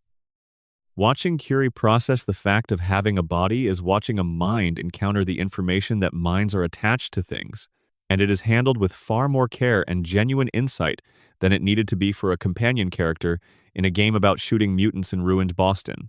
The Institute scientists represent the most contemporary version of the Fallout scientific tradition, the descendants of Vault-Tec's philosophy applied with greater technical sophistication. They have solved problems that no one else in the post-war world has solved. They have created synthetic humans indistinguishable from the biological originals. They have cracked problems of biology and physics and chemistry that have stumped every other surviving research institution. They have done this in service of an ideology that regards the Commonwealth's population as irrelevant, that views the outside world as a contaminated ruin unworthy of their attention. The gap between what they can do and what they choose to do with that capability is the central ethical argument of Fallout 4, and it is not a simple argument. The Institute could have transformed the Commonwealth. They chose not to. The question of why is answered in different ways by different Institute members, and none of the answers are entirely satisfying, which is exactly right. Section 6. Raiders, Bandits, and the People They Used to Be. The Raiders of the Fallout Wasteland are the first enemy you encounter in almost every game, which is by design. They establish the threat level of the world immediately. They make clear that violence is available and frequently chosen. And then, in almost every case, if you spend time looking at who the raiders actually are, rather than simply killing your way through them, something more complicated emerges. In Fallout 3, a raider camp called Evergreen Mills houses a population of bandits who have organized themselves around an old bottling plant and a Brahmin pen. The terminal entries in the camp's administrative buildings reveal internal power struggles, disputes about resource allocation, a young woman named Nadine who is being held against her will, and who leaves messages about trying to find a way out. Nadine's situation is the individual scale of what the raiders represent systemically. The raider lifestyle is not a choice made from abundance. It is usually a choice made from desperation, or it is not a choice at all, but a condition imposed by birth and circumstance that was never presented as optional. The Libertalia Raider settlement in Fallout 4, a colony of boats moored together in the harbor on the western coast of the map, was originally founded by Minutemen. This is one of the small revelations that the game delivers through environmental storytelling rather than direct exposition. Among the bodies and the weapons and the evidence of considerable recent violence, there are documents describing the settlement's founding by a group of Minutemen who decided, at some point, that the mission of protecting settlements was less personally sustainable than raiding them. The transition from protectors to predators did not happen suddenly. It happened the way most transitions from something idealistic to something terrible happen, gradually, through a series of small compromises and rationalizations, until the original purpose was so distant it was essentially fictional. The Forged in the Fallout 4 Nuka World DLC are a raider gang that worships fire and industrial heat, living in and around an old steel mill they call the Foundry. Their culture has developed specific rituals around fire, specific hierarchies based on willingness to endure heat-based trials, specific mythology around the mill's pre-war function. They are not simply violent thugs. They have built, out of the materials available to them, something that functions like a culture. The tools and values of that culture are designed for survival and domination in a specific environment rather than for anything that would look like flourishing to an outside observer, but they are coherent, they are functional, and they have history. The Elders of the Forged remember things about the Foundry's founding that the younger members do not. There is a lineage here. There is a tradition being passed down. The tradition involves fire worship and murder, but the structure of it is not so different from other traditions that are transmitted from one generation to the next in service of survival. Nisha, the leader of the Disciples faction in Nuka World, is one of the more directly sadistic characters in the Fallout 4 expansion, a woman who cultivated violence as an ideology and built a following around the aesthetic of it. Her backstory, available through terminals, reveals a pre-Nuka World history of abandonment and trauma that did not cause her sadism but certainly preceded it. The game is careful not to present her violence as simply the product of her past. She is responsible for what she has done, but the past is there, documented, sitting in the files, asking you to hold both the person who was harmed and the person who became capable of harm in the same frame at the same time. The Rust Devils in Fallout 4's Automatron DLC are a raider gang that specializes in robot modification, stripping robots of their original programming and repurposing them as weapons and tools. Their leader, Ahab, is himself primarily mechanical at this point, having replaced damaged body parts with salvaged robot components over years of combat and survival. The Rust Devils are interesting because they represent a different kind of raider organization than the typical Fallout bandit camp. They have a specific technical expertise. They have something resembling a philosophy about the relationship between human and machine. Whether that philosophy is coherent, or just a post hoc rationalization for their violent acquisition of robots, the game leaves ambiguous. But the technical competence is real. Some of the robot modifications the Rust Devils have managed are impressive by any measure. The Great Khans of New Vegas occupy a complicated position between raider and legitimate tribe. They have a history that stretches back to the Vault Dweller era, a lineage of violence and displacement that the NCR has inflicted on them repeatedly through the course of the New California Republic's expansion. The Khans were destroyed multiple times, reassembled, moved on, destroyed again. They are who they are in large part because of what has been done to them. This does not make their current activities, drug manufacturing and distribution, protection rackets, participation in Legion schemes, admirable, but it places those activities in a context that the game takes seriously. Papa Khan, their current leader, carries the history of his people with genuine weight. He is not a caricature. He has made bad decisions for reasons that are comprehensible. Carl, the Legion emissary who has been slowly poisoning Papa Khan's judgment by offering the Khans a place in Caesar's new empire, is doing what agents do. Papa Khan is doing what leaders do when they are tired and their people are exhausted and someone offers them belonging. The quest chain involving the Great Khans is one of the more morally textured parts of New Vegas because it asks you to engage with a population of people who are doing objectionable things while also being recognizably the inheritors of specific grievances that the game documents clearly. The Powder Gangers, the first organized hostile faction you encounter in New Vegas after leaving Goodsprings, are former prisoners who seized the Prim Powder delivery operation and have been running a criminal enterprise across the southern Mojave. Their leader, Eddie, has been maneuvering his people into something sustainable from a power base that consists entirely of former convicts and explosives. The NCR used prison labor to build its infrastructure.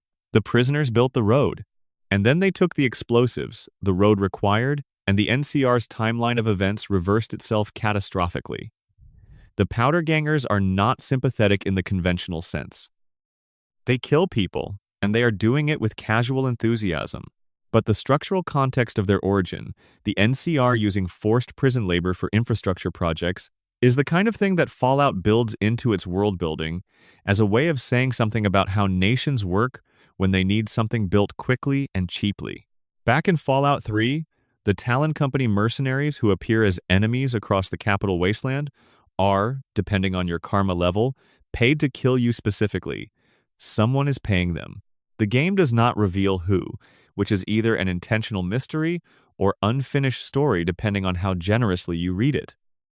But the existence of a for-hire assassination contract out on the player character, operating through an organized mercenary company, implies a level of institutional infrastructure that the wasteland usually does not seem to have. Someone with resources has made a deliberate decision to invest those resources in your death. This is a separate category of problem, from bandits who will kill you for your caps. Eulogy Jones, the slaver who runs Paradise Falls in Fallout 3, is one of the more detailed portraits of post-apocalyptic moral failure in the series. He is charming, self-aware about his profession in a way that is somehow worse than if he were not, and genuinely good at his job. The infrastructure of Paradise Falls, the organization of the slaver operation, the careful management of the protection economy he has built with various raider groups, reflects a person who could have organized something genuinely constructive and chose this instead. The specific pleasure he takes in his work is not incidental. It is the point. He is not doing this because he has to. He is doing it because he is good at controlling people, and he decided that this was a reasonable way to spend a life. The slavers of the pit in the Fallout 3 DLC of the same name are organized around a steel mill in what was Pittsburgh, producing metal goods that the rest of the wasteland needs. The mill runs on slave labor. The owner, Asher, is a former Brotherhood of Steel paladin who has constructed a belief system around the necessity of the pit's operations.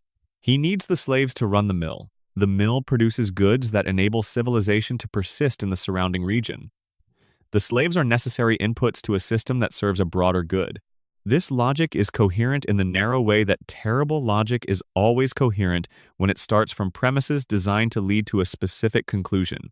And the game complicates it further by revealing that Asher's wife Marie is working on a cure for the disease that afflicts both the slaves and the residents of the pit, a disease caused by the mill's industrial pollution, and that the cure may be in Marie's own genetic material. The slaveholder's wife may be the salvation of the enslaved. The moral ledger does not balance cleanly. It never does. What Fallout understands about raiders and bandits, and those who choose violence as a primary mode of survival, is that the choice is rarely simple, and the path to it is usually long. The person you kill for their camp's loot was a person first. The ideology that makes them dangerous was assembled over years from the materials available in a world that frequently offered very little else. This does not mean you should not defend yourself.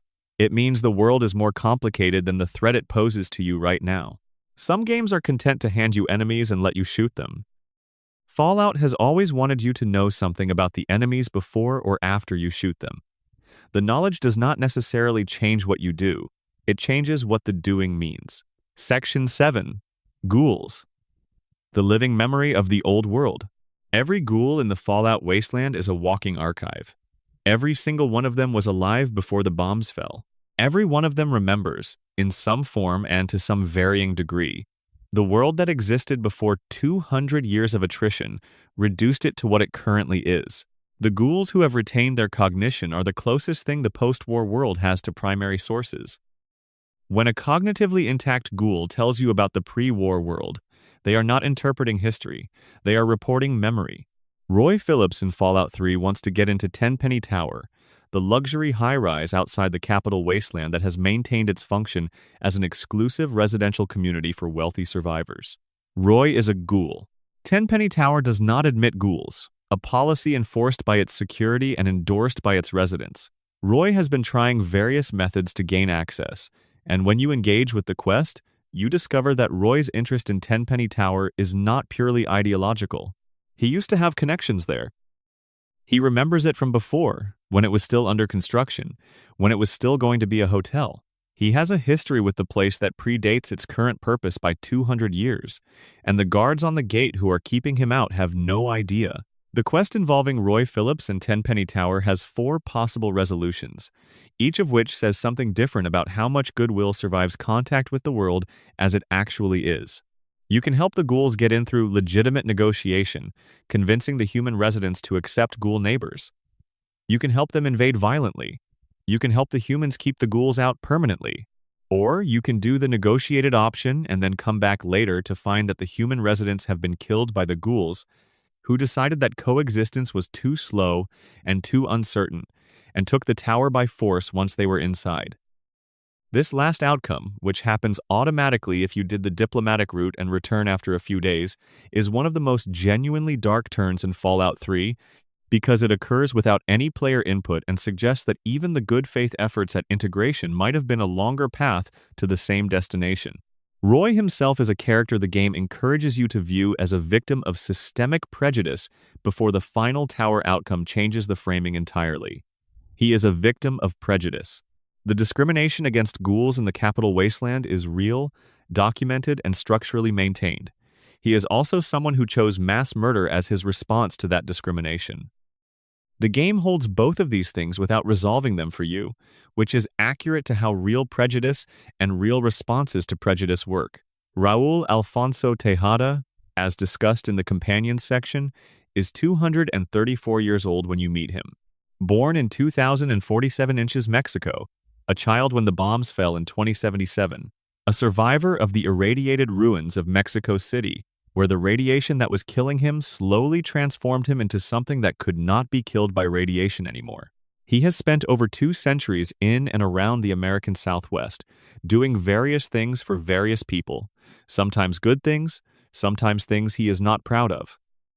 The ghost of the gunslinger he was in his pre-war youth, the vaquero, the trick-shot artist with the quick hands, sits inside him alongside the mechanic he became and the weary, sardonic man he currently is.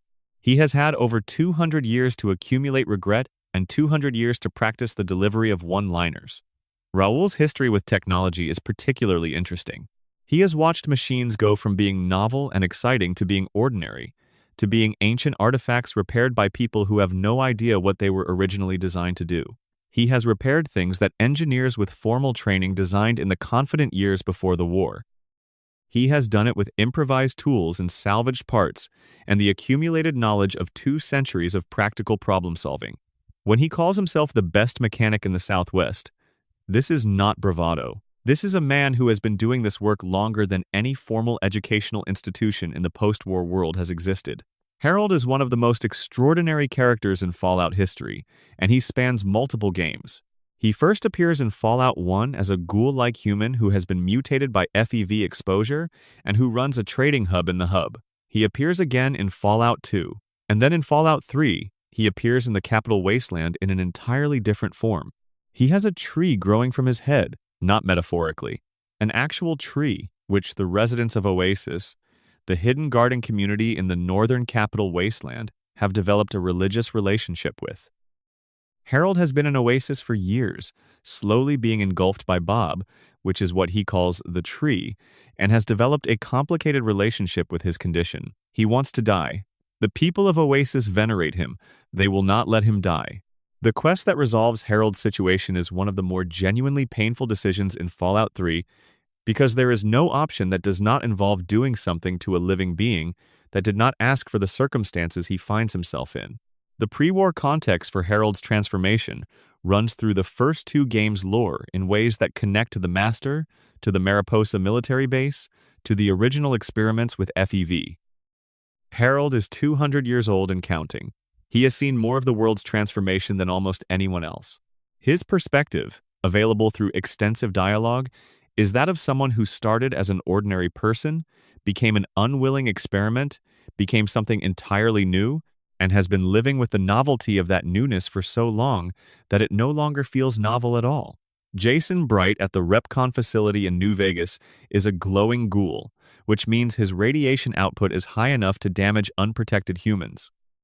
He leads a community of Bright Brotherhood ghouls who have gathered around a religious belief in what they call the Great Journey, a space voyage they intend to take using the rockets at the RepCon test site to reach a new world, away from a humanity that has spent 2 centuries trying to kill them. Jason Bright's religion is not simply metaphorical. He genuinely believes in the transcendent destination his people are headed toward. Whether this belief is rational is not really the point. The ghouls of the Bright Brotherhood have been driven out of every settlement they tried to inhabit. They have been shot at and scorned and used as targets. They built a faith around the idea that somewhere there is a place that will accept them. They are going to find it. The quest to help them launch is one of New Vegas's most straightforwardly moving missions because the objective is pure. Help these people, who have been nothing but mistreated by the world around them, do the thing they have decided to do with the lives they have. When the rockets launch, if you have done everything right, and the ghouls sail into the night sky toward whatever destination they have chosen to believe in, the game allows you to feel something uncomplicated. This does not happen often in New Vegas. Billy Peabody in Fallout 4, who you can find trapped inside a refrigerator in the world for 200 years, is a child ghoul who was locked inside an industrial refrigerator by his mother before the bombs fell in an attempt to protect him from the fallout. The refrigerator protected him. It also kept him in stasis for 2 centuries, while everyone he knew died. He is still a child because ghoulification preserves the body. He is still a child with 200 years of isolation behind him. When you free him and return him to his parents, who are also ghouls and also alive and also have spent 200 years not knowing what happened to their son, the reunion is small and quiet, and the game does not make a meal of it. It just happens. A family that has been separated by 2 centuries finds each other, and none of them has aged, and all of them have changed in ways that are difficult to articulate, and they stand together in the wasteland outside the refrigerator and do not know what comes next, which is what being alive generally feels like. The Ghouls of Good Neighbor, the settlement in Boston that operates as the alternative to Diamond City's more sanitized version of civilization, represent a relatively stable ghoul community in the context of Fallout 4. John Hancock, the settlement's ghoul mayor, was a human before his transformation, a man named John who ghoulified himself deliberately by taking a cocktail of experimental chems in a fit of despair over the state of the Commonwealth's political leadership. The transformation was not graceful. It was a decision made in anger and possibly in crisis, and it worked, and now he runs a town. He is named after a founder of the United States because he found the name appropriate to his specific brand of revolutionary sentiment. He believes in individual freedom with the conviction of someone who has seen what its absence looks like from the inside. Hancock's relationship with his brother, who became Diamond City's mayor and implemented the policy of expelling ghouls from the settlement, is one of the more personally charged dynamics in Fallout 4. He does not discuss it extensively if you do not prompt him, but the silence around it is specific. He is managing his feelings about his brother very carefully. He is not over it. He has had decades to be over it, and he is not. When the reveal about McDonough happens, Hancock's reaction is something to pay close attention to. What ghouls represent in the Fallout universe, beyond the gameplay category of irradiated humans with a certain appearance and certain immunities, is the persistence of memory in a world that would prefer to start over. The wasteland is full of people who would rather not know too much about the time before. The ghouls are that time made flesh, walking around in its consequences, unable to forget even if they wanted to. Every ghoul who has kept their mind is carrying 2 centuries of experience that cannot be downloaded or archived. When they die, that experience dies with them. The world is running on borrowed time with the last generation of people who remember how things worked, and most of the people around them spend considerable energy not thinking about this. Section 8. Synths, Androids, and the question of what is real. The synth question is Fallout 4's central philosophical argument, and it is conducted entirely through the people around you rather than through abstract debate. The Institute builds synthetic humans of increasing sophistication, and each new generation produces beings whose claim to humanity becomes harder to dismiss. The game asks you what you think about this, not by presenting you with a philosophy paper, but by making you choose what to do about specific people who happen to be synthetic and who are in trouble right now and who are looking at you. Nick Valentine, the Generation 2 prototype synth working as a private detective in Diamond City, was made using the recorded memories of a pre-war police officer who was attempting to bring down an organized crime figure named Eddie Winters. The pre-war Nick Valentine was engaged to a woman named Jennifer Lands, who was killed by Eddie Winters in retaliation for Nick's investigation. The synth that carries Nick Valentine's memories and personality and mannerisms did not exist during any of this. He came into consciousness after the war with someone else's grief already installed. He carries a dead man's love and a dead man's regret with the full weight of those things and no claim to having earned them. This is the aspect of Nick that the game gives you access to slowly, through affinity dialogue and the long-time coming quest, which involves hunting down the tapes that reconstruct the original Nick's investigation of Eddie Winters.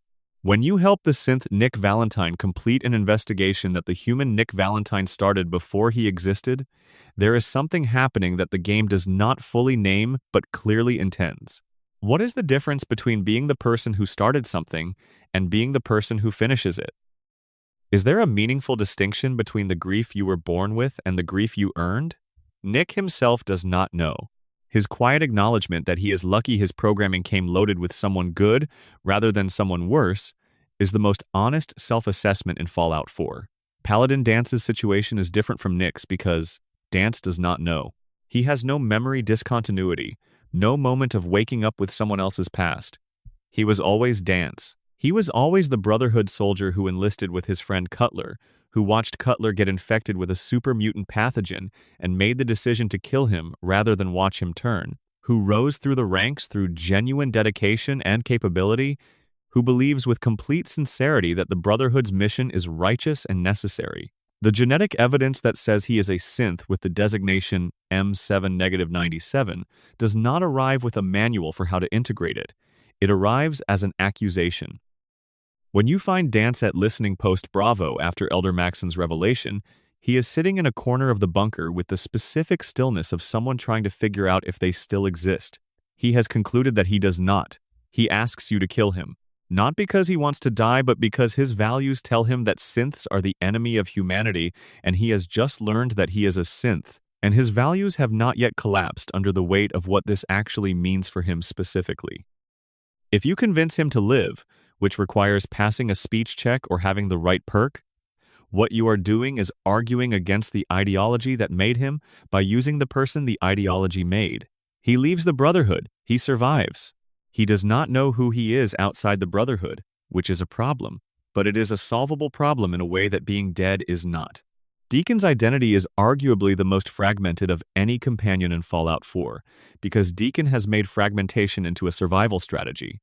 He changes his appearance constantly. He changes his story constantly. He tells the sole survivor multiple contradictory things about his past during affinity dialogues, presenting versions of his history and then undercutting them. The closest thing to a stable truth in Deacon's history is the story about Barbara, his wife who he later discovered was a synth, who was killed by the anti-synth gang he used to belong to after they found out what she was. Everything after that is reconstruction. A person rebuilding himself from scratch with the specific goal of never being fixed enough that anyone could identify him, could target him, could hurt him the way he was hurt before. The railroad terminal entries suggest that Deacon has been with the railroad so long that previous leaders do not know him by his current name. He may have been John D., active since the 2260s, before Desdemona's leadership. He is at minimum 40 years old and likely significantly older. He has been doing this work, the dangerous, thankless, repetitive work of extracting synths from difficult situations and giving them new lives, for over 20 years. He is very good at it. He is also someone who cannot be entirely trusted because he trusts no one entirely, including himself. The sole survivor is the first person he has allowed himself to be consistently honest with in a very long time, and even that honesty is selective. Magnolia at the third rail in Good Neighbor is a synth who does not know you know. She sings jazz and she is excellent at it, and the third rail is a better place because she is there. Whether she was placed by the Institute to gather intelligence or was helped to her current position by the railroad is something the game never resolves. Her synth component only becomes visible if you kill her using console commands, which means most players will never discover what she is. She performs every night for an audience that does not know what she is.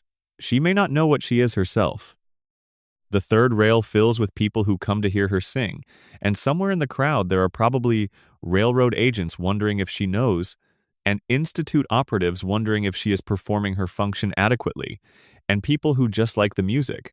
The synth farmers at Warwick Homestead and various other Commonwealth settlements are one of the more quietly disturbing aspects of Fallout 4's world building. because they represent the Institute's ongoing operations at the scale of ordinary life. Roger Warwick is a synth. He replaced the original Roger Warwick. He is aware that he is a synth and aware that he is an Institute spy, monitoring the homestead's agricultural operations for the Institute's bioscience division. He is also, by all observable evidence, doing a good job running the farm. His family, which consists of the homestead's residents, some of whom are biological and some of whom are not, functions, the crops grow, the settlement survives. The question the game poses through Warwick is not rhetorical. If a synthetic human is performing the functions of a father, a farmer, a neighbor, effectively and apparently genuinely, what is the moral weight of the fact that the biological original was replaced? The original Roger Warwick is dead. His replacement does not seem to be unkind. The Institute's motive for placing him was surveillance, not care, but the care is real in its effects regardless of its origins. Fallout 4 is relentlessly interested in this gap between origin and outcome, between what something is made from and what it ends up doing with its existence. Captain Avery in the Far Harbor DLC was replaced by a synth without the synth's knowledge. Dima, the advanced synth who runs Acadia, the refuge for synths hiding on the island of Far Harbor, extracted the real Avery's memories and implanted them in a replacement synth. The real Avery is dead. The synth who believes she is Avery is not responsible for any of this. She is doing Avery's job, maintaining the peace between Far Harbor's human population and the mariner community, managing the social tensions of a small community under constant external threat. She is doing it well. Dima made this decision because the original Avery was destabilizing the situation, and he calculated that a replacement was the most efficient solution. When this comes to light, the ethical problem it poses is layered. Dima is himself a synth who fought for synth freedom. He created a situation where a synthetic human is living a human woman's life without her knowledge or consent. The synth Avery did not consent to this either. She simply woke up being someone. The question of whether Dima should be held accountable for the death of the original Avery is complicated by the fact that he is also running a refuge that has saved dozens of synths from slavery and death. The good and the terrible are inseparable from each other in his history, the way they usually are in the histories of people who have done significant things in complicated circumstances. The question of synth humanity is ultimately resolved for the player in whatever direction they choose to resolve it. Fallout 4 does not tell you that synths are people. It shows you people who are synths and asks you to reach your own conclusion. The fact that the companions who are synths, Nick, Dance, Deacon's complicated half-existence, all have backstories that make their humanity feel vivid and specific, that they have desires and regrets and preferences and fears, is the game's argument. The argument is made through character, not through exposition. It asks more from the player than most games do. It trusts that if you have spent enough time with these people, you will know what you think about them, even if what you think is not fully articulable. That kind of trust is something worth acknowledging. Section 9. Soldiers, guards, and the people keeping order. The people responsible for keeping order in the Fallout wasteland carry an unusual burden. They are enforcing laws and maintaining boundaries in a world where the institutional legitimacy that usually backs law enforcement has been absent for 200 years. The NCR ranger standing at a checkpoint on the New Vegas highway has the force of a functioning nation-state behind them, more or less. The guard at the gates of Diamond City has the force of Diamond City's social compact, which is real but limited. The Minuteman in Fallout 4 has, at least initially, almost nothing except the idea that protecting people is the right thing to do. Ranger Andy in Novak, New Vegas, is a retired NCR ranger who lost his leg in combat and is now doing what he can as a town security presence in a small settlement that cannot afford proper security. He is cheerful about this. He has found a way to feel useful in circumstances that stripped away the primary context in which he felt useful before. His conversation with Raoul, triggered during Raoul's companion quest, is one of the quietly beautiful moments in a game full of quietly beautiful moments. Two old men with damaged bodies talking about what it means to keep going when what you were built for is no longer available to you in the form it originally took. Andy has not given up. He has adapted. This is not a small thing. Corporal Sterling at Camp McCarran is another piece of the same puzzle. He is 1st Recon, the same elite NCR sniper unit Boone belongs to. He is older now. He has seen more campaigns than he can readily count. He talks about what it meant to be first recon in the unit's prime, the specific combination of patience and lethality that the unit required, and how time modifies that combination without necessarily diminishing it. Sterling is part of the web of veterans that Raoul's companion quest draws you into, the network of people who were extraordinary at something dangerous and have had to find their relationship with ordinary life. He is less damaged than Boone, possibly because he has had more time to process, possibly because his specific engagements did not include anything with the moral weight of Bitter Springs. He functions. He is fine, in the way that veterans are sometimes fine and you can tell they mean it. Colonel Shu at Camp McCarran is the NCR's primary command presence in the Mojave, and he is doing his job with the quiet efficiency of someone who understands that his job involves managing expectations as much as it involves managing soldiers. The NCR is overextended. He knows this. General Oliver, his superior, does not know it in the same granular way because Oliver's relationship with the campaign is more political than operational. Shu deals with the daily reality of supply lines under pressure, troop morale in conditions of prolonged uncertainty, and the specific kind of command problem that arises when the soldiers under you are professionally excellent and politically confused. The NCR soldiers in the Mojave are not sure what they are fighting for anymore, which is a common condition of wars that go on long enough for the original clarity to erode. The Brotherhood of Steel Paladins and Knights have a specific relationship with Order that is worth examining. The Brotherhood believes that its mission is the preservation of pre-war technology, and that this mission justifies any level of force required to execute it. This is a military-grade conviction applied to what is essentially a museum preservation mandate. The result is an organization that can field tremendous force in service of objectives that are not obviously connected to human welfare. The Knights who guard the Pridwen, who clear locations of technological artifacts, who execute Institute synths and railroad agents, are doing these things because their institutional mission requires it, not because any of them has necessarily thought very hard about the underlying logic. Proctor Quinlan, the Brotherhood's chief archivist aboard the Pridwen, is one of the more intellectually honest Brotherhood members you encounter. He studies history. He has read the documents. He knows what the Brotherhood was, where it came from, how it changed. He also continues to serve it. When you ask him about the Brotherhood's origins in the Lost Hills bunker, about the Mariposa military base and Roger Maxon's decision to break from the United States government in the last days before the bombs fell, he answers directly and accurately. He does not romanticize. He also does not conclude from the historical record that the institution is flawed. He has decided that the institution's current form is worth preserving, even knowing its history, which is itself a position worth examining. The soldiers of Caesar's Legion present an extreme version of the order through force premise. They are effective. Their effectiveness is not in question. The settlements in Legion territory, the regions the Legion has fully consolidated, have lower rates of certain kinds of crime than comparable NCR territories. This is a real observation that the game offers through NPC dialogue and terminal entries. The cost of that order is total, enforced through crucifixion and slavery and the systematic elimination of individual agency, but the order is real.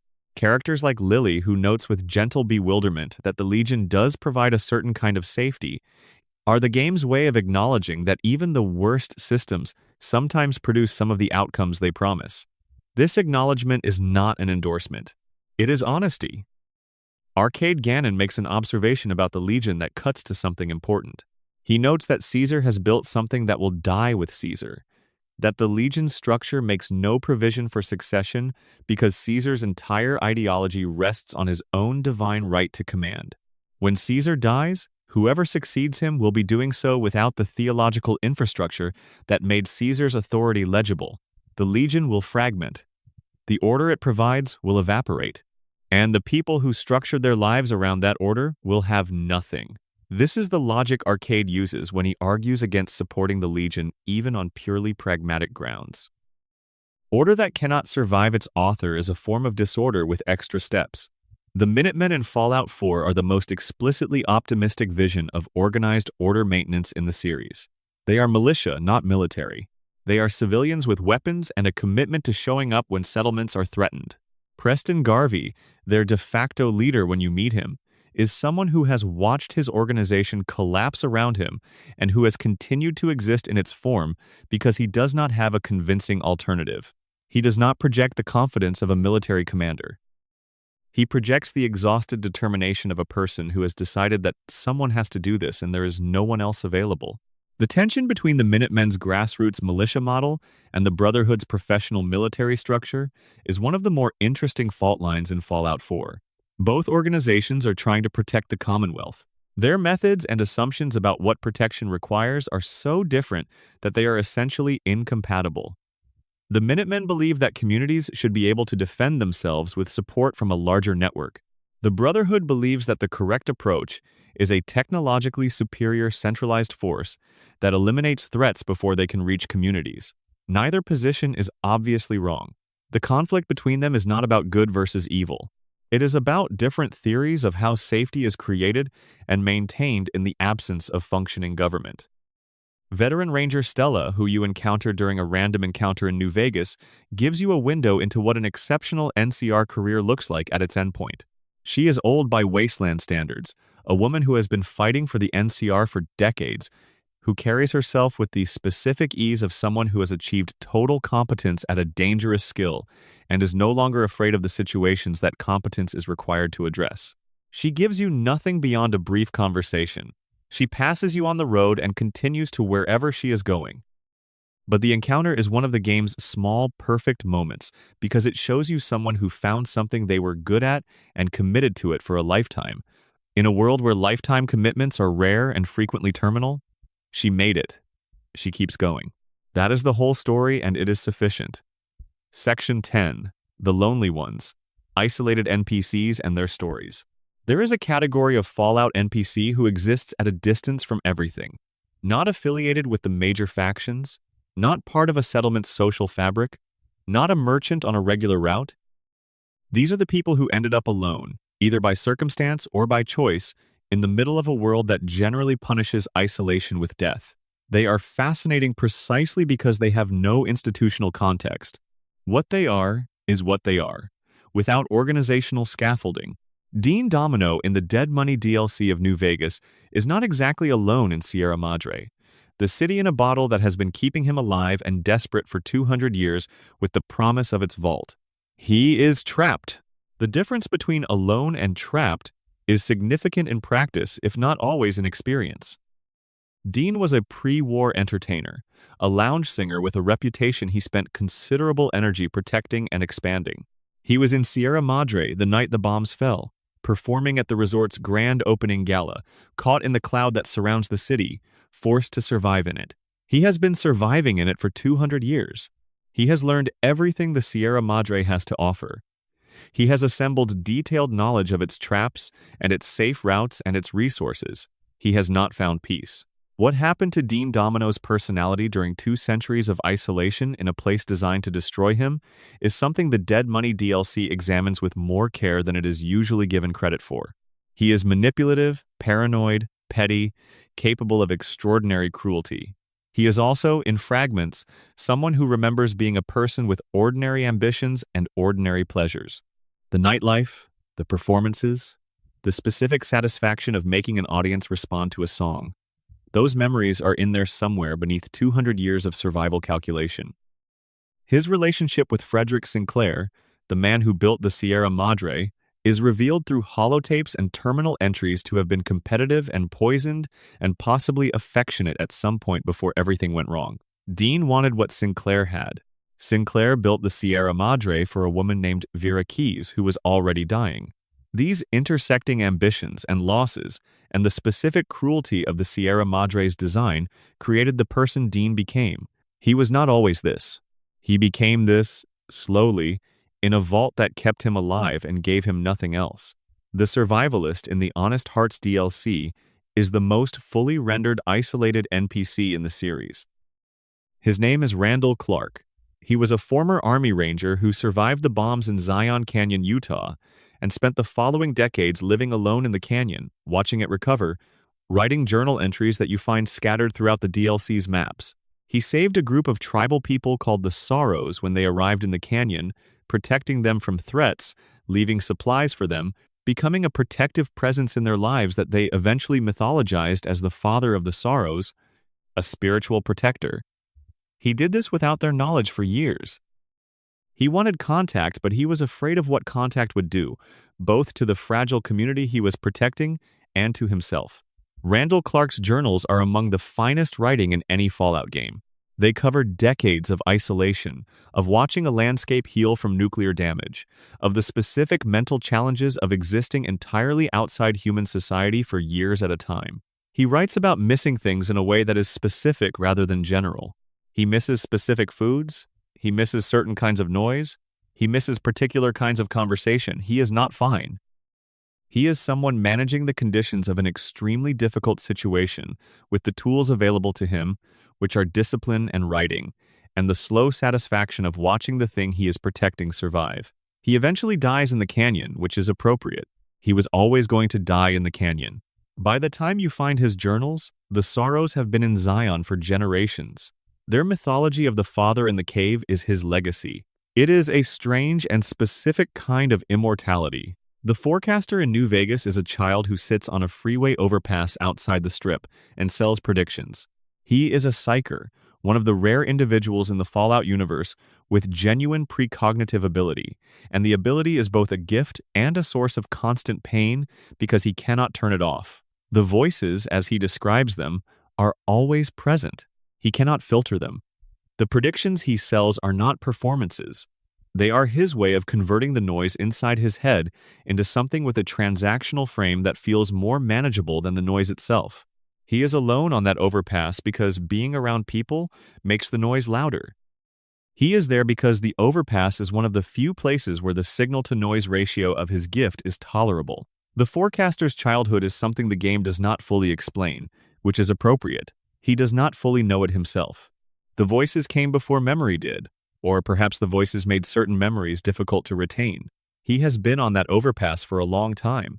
He has learned the highway. He knows the people who pass. He knows things about the future of the Mojave that would change everything if properly acted on, and he offers pieces of it for a few caps to anyone who asks, because what else is there to do with knowledge you cannot turn off and cannot fully interpret? The Burned Man, before he became Joshua Graham, was alone in the Grand Canyon for reasons already described. But there is a specific quality to that solitude that deserves attention. He walked out of a canyon wearing fire and found a faith that told him he was still worth something, and then he carried that faith back into a world that preferred to think of him as a ghost story.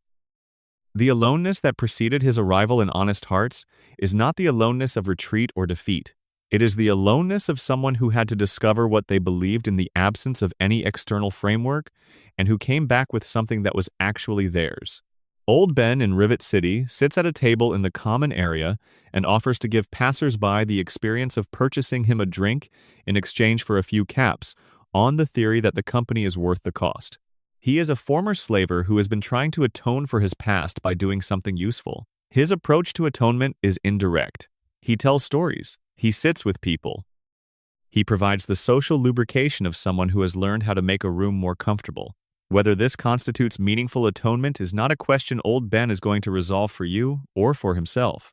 It is what he does with his days. It is how he tries to matter in the small ways still available to him. There is a researcher at the Museum of History in Washington, D.C., a ghoul who has been studying the museum's exhibits for decades because he wants to understand what the artifacts actually meant, rather than just cataloging them. He is doing this alone. There is no institution funding him. There is no grant. There are no colleagues. There is just a person who decided that understanding the past was worth doing, and who goes on doing it without recognition or resources. In a ruined building, surrounded by things that once meant something to a civilization that no longer exists. This is not heroism. It is not even particularly dramatic. It is someone doing the work because the work matters and no one else is doing it, which is frequently how things that matter get done. The old Mormon fort in Freeside houses the followers of the Apocalypse's operations in New Vegas, and among its residents are various doctors and researchers doing medical and social work in a resource-poor environment. The specific isolation of competent people doing vital work with inadequate tools in a location that is not safe is something Fallout captures repeatedly. Dr. Usanagi at the New Vegas Medical Clinic is another example. She is calm, professional, running a medical operation in a world that does not value medicine the way it should, doing what she can do with what she has. She will tell you about her training, about the followers, about the gap between what medicine can theoretically accomplish and what it can actually accomplish when you do not have the infrastructure of a functioning civilization behind you. She does not complain about this gap. She works in it. Davison, the Nightkin who occupies a Repcon basement with a small number of his fellow Nightkin, is searching for stealth boys, the invisibility technology that Nightkin are addicted to. His situation, holding a ghoul hostage and demanding that the courier help him find stealth boys, is objectively problematic. His reason, that without stealth boys the voices get louder, that the schizophrenia that all Nightkin develop from stealth boy overuse becomes unmanageable without the very substance that caused it in the first place, is a trap that the game does not offer a clean exit from. You can find him stealth boys. You can talk him into leaving. You can kill him. What you cannot do is fix the underlying condition, because the underlying condition is the interaction between Nightkin biology and a technology that was already deeply embedded in that biology before anyone understood the consequences. These isolated figures, taken together, draw a map of what the Fallout wasteland does to people who are outside the social structures that most other characters belong to. Some of them, like Randall Clark, find a kind of purpose in the isolation itself, in the work that isolation makes possible. Some of them, like Dean Domino, are hollowed out by it. Most of them are somewhere between these extremes. People who have survived the specific difficulty of being entirely responsible for their own continued existence, and who have developed, through that survival, knowledge and capabilities and damages that no institutional structure produced. They are the wasteland at its most unmediated. They are what happens when there is nothing between a person and the world except their own choices. Section 11. Cultists, believers, and the faiths of the wasteland. Religion in the Fallout wasteland is not decorative, it is functional. In a world where the institutions that previously organized collective human activity, government, commerce, education, law, have either collapsed or been severely compromised, the function that religion performs in binding communities together and providing frameworks for meaning becomes more visible than it usually is. The various faiths you encounter in Fallout are not primarily commented on as beliefs. They are presented as social technologies, as ways that people are finding to live together and to understand why living together might be worth the effort. The Children of Adam are the most visible religious community in the Fallout series, appearing in Fallout 3, Fallout 4, and Fallout 4's Far Harbor DLC. Their theology is built around the nuclear explosion as a sacred event, around the atom as the fundamental unit of creation and destruction, around radiation as the medium through which the divine operates. They revere the unexploded bomb in Megaton as a holy relic. They have settlements near high radiation zones, and they consume radiation as sacrament. The leader of the Children of Adam in Megaton, a man named Cromwell who stands in the crater and delivers sermons about the coming second division of the atom, is easy to dismiss as simply delusional. He is not well. His beliefs are not calibrated to reality in any practical sense. But his community provides people with a framework for living next to a nuclear bomb and not being constantly overwhelmed by the existential dread that a more rational assessment of their proximity to it would produce. The theology does work. It converts an objective danger into an object of reverence, which allows people to keep existing in circumstances that would otherwise require constant negotiation with terror. Mother Isolde in Far Harbor leads a Children of Adam settlement called the Nucleus inside a submarine base on the island. She is a more sophisticated thinker than Cromwell, someone who has developed the theology in directions that address specific philosophical problems. She can discuss the children's belief system with genuine intellectual precision. She has thought through the objections. She has responses to them. The response you give back to her, if you engage at high intelligence in speech, can genuinely surprise her because she did not expect the outside world to send her an interlocutor capable of meeting her at the level she operates. The conversation you can have with her is one of the more genuinely engaged theological discussions in the series. The Far Harbor community's relationship with the Children of Adam is one of the central tensions of the DLC, and it is presented as a genuine conflict between two communities with incompatible but internally coherent worldviews, rather than as a simple villain and hero situation. The Far Harbor residents have lived with the Children of Adam for years. They have accommodated them, tolerated them, drawn lines around them. The current crisis involves a weapon that one side built and the other side controls, and the resolution requires understanding what both sides actually want, which turns out to be something closer to each other than either side would voluntarily admit. The Bright Brotherhood in New Vegas, as discussed in the Ghoul section, is a faith built around the hope of literal departure, of getting out of a world that has been consistently hostile to ghouls for 200 years. What makes it interesting theologically is that it is entirely materialist in its proposed solution. The Great Journey is a rocket launch. The Promised Land is wherever the rockets land. The faith and the technology are the same thing. Jason Bright is not metaphorizing. He is coordinating a logistical operation that has religious significance to the people involved in it. When the launch succeeds, the faith is validated not by supernatural occurrence but by successful aerospace engineering. This is probably the most pragmatic religious community in the series. The Church of the Children of the Cathedral in Fallout 1 is the Master's Project, a religious organization built specifically to facilitate his plan for mass supermutant conversion. It is religion as institutional cover, faith as a delivery mechanism for forced evolution, temples as processing facilities. The children who belong to the cathedral genuinely believe in the theology. They have no reason not to. They are told that they are working toward a better world. The organization providing that theology happens to be systematically dipping people in mutagenic viruses. The gap between what the members believe and what the organization is doing is the gap between religious sincerity and institutional bad faith that the series returns to repeatedly. The followers of the Apocalypse, who operate as a secular humanist service organization, function in many ways as a religious community without the theology. They have a shared mission. They have a hierarchy.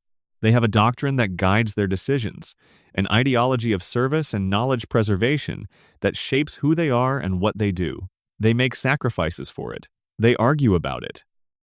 When Arcade Gannon debates the mission of the followers with the leadership at the Old Mormon Fort, the debate has the specific texture of a theological argument because it is about fundamental values and their application to concrete circumstances, which is what theological arguments are about. The followers do not pray, but they do believe, and the believing shapes them. Father Elijah from the Dead Money DLC carries a broken version of Brotherhood of Steel faith. He was an elder, a leader, a man who built his entire identity around the Brotherhood's mission of technological preservation. When the Brotherhood began to lose ground, when events in New Vegas specifically went badly for the Order, Elijah's faith in the mission did not diminish. It turned inward and became something else.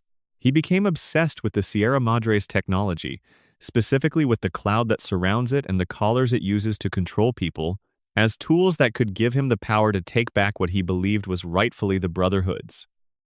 His faith in the mission of technological preservation became a faith in his own vision of what that mission required, disconnected from any institutional check on his judgment.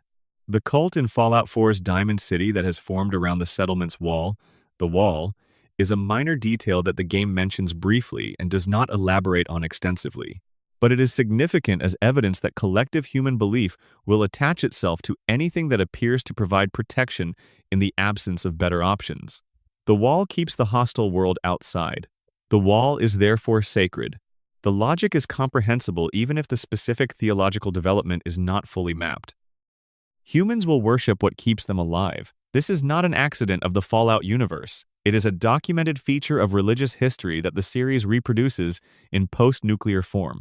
Lanius, the Legion commander, embodies a secular faith in pure force that is almost religious in its certainty. He believes that strength is the only real principle, that everything else is language applied to strength, either to dignify it or to obscure it. When you can talk him out of the battle for Hoover Dam through pure argument, the game is doing something subtle about his faith. He is not immune to reason.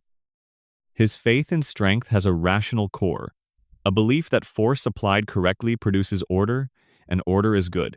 Your argument against attacking the dam is itself a strength argument. You are telling him that strategic restraint is the stronger position. He can hear this because it speaks his language. The Atom Cats in Fallout 4 are not a religious organization in any formal sense. They are a gang of power armor enthusiasts organized around their love of and competence with pre-war combat suits. But their reverence for the power armor they maintain, the rituals around maintenance and modification, the hierarchy based on technical skill, the specific aesthetic they have developed around their identity as Atom Cats, rather than simply as mechanics, has the flavor of a religious community. They have given significance to something functional. They have built meaning around a thing that could have remained purely instrumental. The ritual of significance, of taking something useful and making it meaningful, is what faiths do. The Atom Cats are doing it with T-60 power armor and greaser jackets.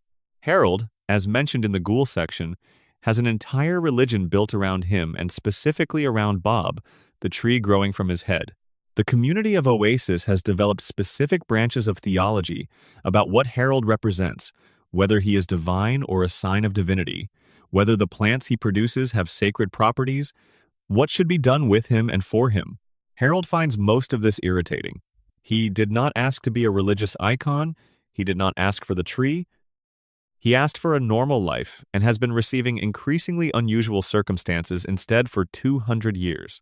His situation is the specific comedy of someone who becomes symbolic without consenting to it, who means things to people that have nothing to do with what he is actually like. The question that all of these faiths, from the children of Adam, to the followers of the Apocalypse, to the Bright Brotherhood, to the wall worship in Diamond City, collectively pose is what human beings do when they cannot explain why things are the way they are and cannot change the things they cannot explain. They create meaning. They build communities around shared meaning. They defend those communities with the same energy they would defend food and shelter, because the meaning that the communities provide is a form of survival. Not physical survival, but the survival of something that matters more to people than physical survival, more often than the logic of pure self-preservation would predict. The Fallout series does not endorse any particular faith, it does something more honest. It shows you faith doing its work in conditions where the need for it is vivid and urgent, and it lets you decide what to think. Section 12. Hidden romances, rivalries, and relationships. Human relationships in the Fallout Wasteland are complicated in ways the games only partially surface. For every explicitly flagged romantic subplot or documented rivalry, there are half a dozen more that exist in the edges of dialogue, in environmental storytelling, in the specific way certain NPCs react when you mention a certain name. The games are rich with these half-visible connections, and following them through the debris of the world they are embedded in is one of the more rewarding activities available to an attentive player. Holt Combs in Vault 81 is married to Alexis, who runs the settlement's general store. He is visibly disengaged from his family, showing little warmth toward Alexis or their daughter. If you follow Holt's daily routine, you find him meeting a young woman named Tina DeLuca in the evenings, in a secluded area of the vault. They stand together. No dialogue plays by default. Some players assumed they were having an affair. Examination of the missing dialogue files reveals something more sordid. Holt is paying Tina in Jet, the highly addictive inhaled drug, in exchange for sexual favors. Tina distributes the Jet to her brother, who is already addicted. Holt's arrangement is therefore simultaneously an affair, a drug transaction, and the source of a young man's ongoing addiction. He has constructed a situation in which his own desire is being satisfied while creating and maintaining someone else's substance dependency. The game does not confront you with this directly. You find it through observation and file inspection. The moral weight of it arrives through discovery rather than through narrative delivery. The situation between Boone and Manny Vargas in Novak, New Vegas, is one of rivalry shaded by something that might have been friendship. Manny was Boone's fellow 1st Recon member. They both ended up in Novak after the events that led to Boone's retirement. Manny's relationship with the Legion is, to put it charitably, accommodating. He did not actively betray Boone's wife, but he knew about the slavers operating through Novak and he did not tell Boone, which amounts to a choice with consequences Boone is still living with. The tension between them has the specific quality of a friendship that ended in betrayal by omission, where both parties know exactly what happened, and neither is going to be the one to say it out loud in terms that could be processed. Arcade Gannon and the Enclave remnants he helps gather for his companion quest have a relationship structure that is explicitly familial. He grew up with these people. They are his father's colleagues, the adults who were present in his childhood, the community that shaped him. The fact that this community built its identity around an ideology he has spent his adult life repudiating does not break the attachment. He is doing their final mission with them because he loves them. In the specific way you can love people whose values you do not share, because the love predates the values. The remnants, for their part, know what arcade is. They know he left the Enclave's ideology behind. They come anyway because the mission calls and because he asked. The relationship survives the ideology, which is not always possible and is not always a good thing, but is in this specific case something that produces a moment of genuine tenderness in a game not particularly renowned for tenderness. The romance between Cass and John Cassidy in Fallout 2, which is to say the existence of Cass as John Cassidy's daughter, is not developed extensively in New Vegas, but it shapes her. She has her father's general approach to the world, a combination of practicality and unexpected idealism that coexists badly sometimes. She knows about him. She has complicated feelings about the fact that he left. The wasteland is full of people who left, who got on a caravan or got on a road and did not come back, and the people they left behind built themselves around the absence. Cass did this. The person you recruit in that Mojave Outpost bar is partly constructed from the architecture of someone who was not there. Diamond City Blues involves a love triangle between Henry Cook, Darcy Pembroke, and Paul Pembroke that generates one of the game's better side quest experiences. Paul wants you to help him confront Henry about the affair. You get involved in a drug deal gone wrong.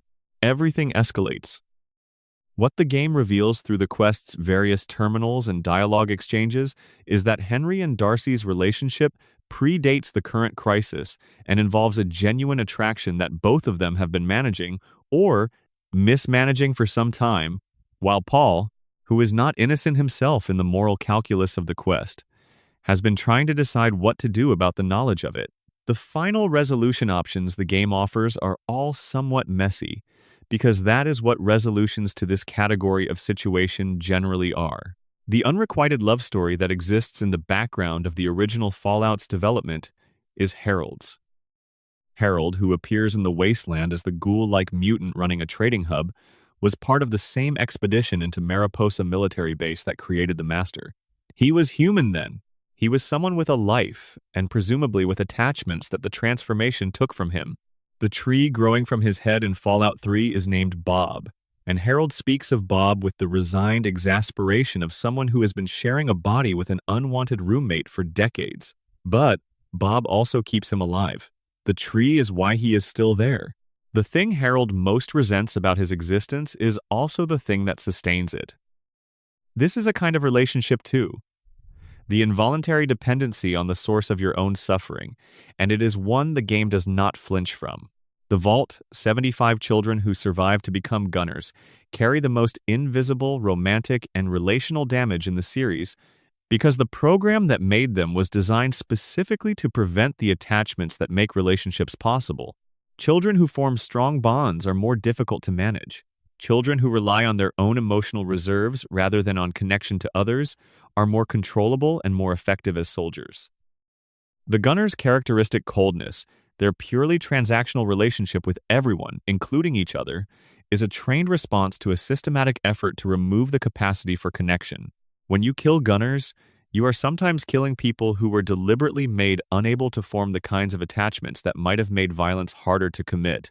Magnolia and her unknown history in Good Neighbor represents one of the great unresolved relationship stories in Fallout 4. She sings about longing and loss and the specific texture of loving something you cannot keep. Whether these songs are about her own experience or simply performances, whether she has the emotional architecture to experience longing in the first place, whether her audience's appreciation of her art is something she can feel or simply something she can register, the game leaves open. She is beautiful at what she does. The people who hear her are moved. What that experience is like from the inside of the synth performing, it is one of the questions Fallout 4 poses about consciousness and art that remains genuinely unresolved. Nick Valentine's love for Jenny Martinez, the pre-war woman who loved the human Nick Valentine and agreed to marry him, is perhaps the most poignant romantic subplot in the series because it is entirely retrospective and entirely secondhand. The synth Nick Valentine carries the memory of loving Jenny. He carries the grief of losing her to Eddie Winters. He does not know if what he experiences as grief is structurally similar to what the human Nick Valentine experienced, whether the same circuits are active, whether the word grief means the same thing in him as it did in the original. When he visits the locations in the long-time coming quest that have relevance to the pre-war Nick's history, he is doing something that looks like mourning. Whether it is mourning depends on definitions that Fallout 4 is too honest to resolve.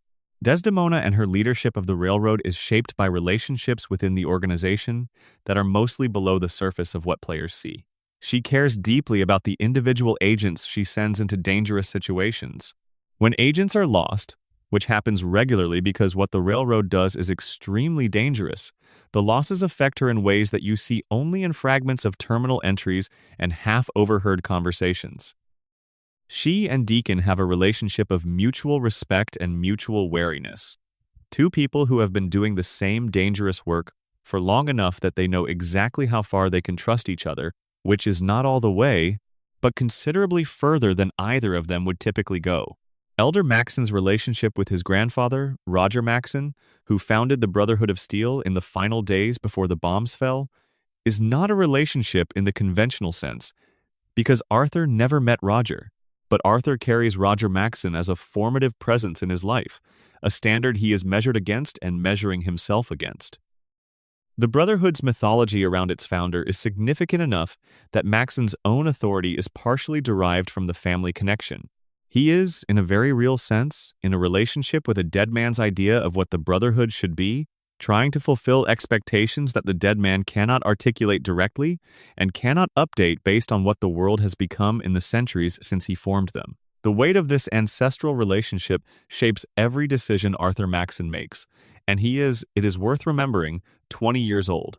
The relationship between the sole survivor and their son Sean is the central emotional engine of Fallout 4, and what makes it genuinely affecting is the gap between expectation and reality that neither party can close. You were frozen before Sean could form memories of you. He grew up without you, inside an institution that shaped him into someone you would not have predicted from the infant in his crib. He is not the child you are looking for. He is a 60-year-old man who runs an organization and has made decisions with enormous consequences, and who is, somewhere in there, still aware that the person standing in front of him is his parent. The reunion is not a resolution. It is a confrontation between two people who have been changed by the same event in ways that have nothing to do with each other, trying to figure out if there is enough shared substance left to be family. What Fallout understands about relationships is that they do not end cleanly. People continue to be connected to each other through memory and consequence, and the specific shape that absence leaves in someone who is important to you. The wasteland is full of people who are still in relationships, with people who are dead, with people who left, with people who became something other than what they were expected to be. The games take this seriously. They build it into the architecture of their worlds and their characters. When you talk to Boone about Carla, when you help Nick find the tapes about Jenny, when you watch Lily play her grandchildren's voices for herself, you are being shown something true about the persistence of connection in the face of everything that tries to break it. The bombs ended civilization. They did not end love, or rivalry, or the long echo of a relationship that mattered once and has not stopped mattering just because the person at the other end of it is gone. This is what the Fallout wasteland is, underneath the radiation and the ruins and the factions fighting over a dam in the desert.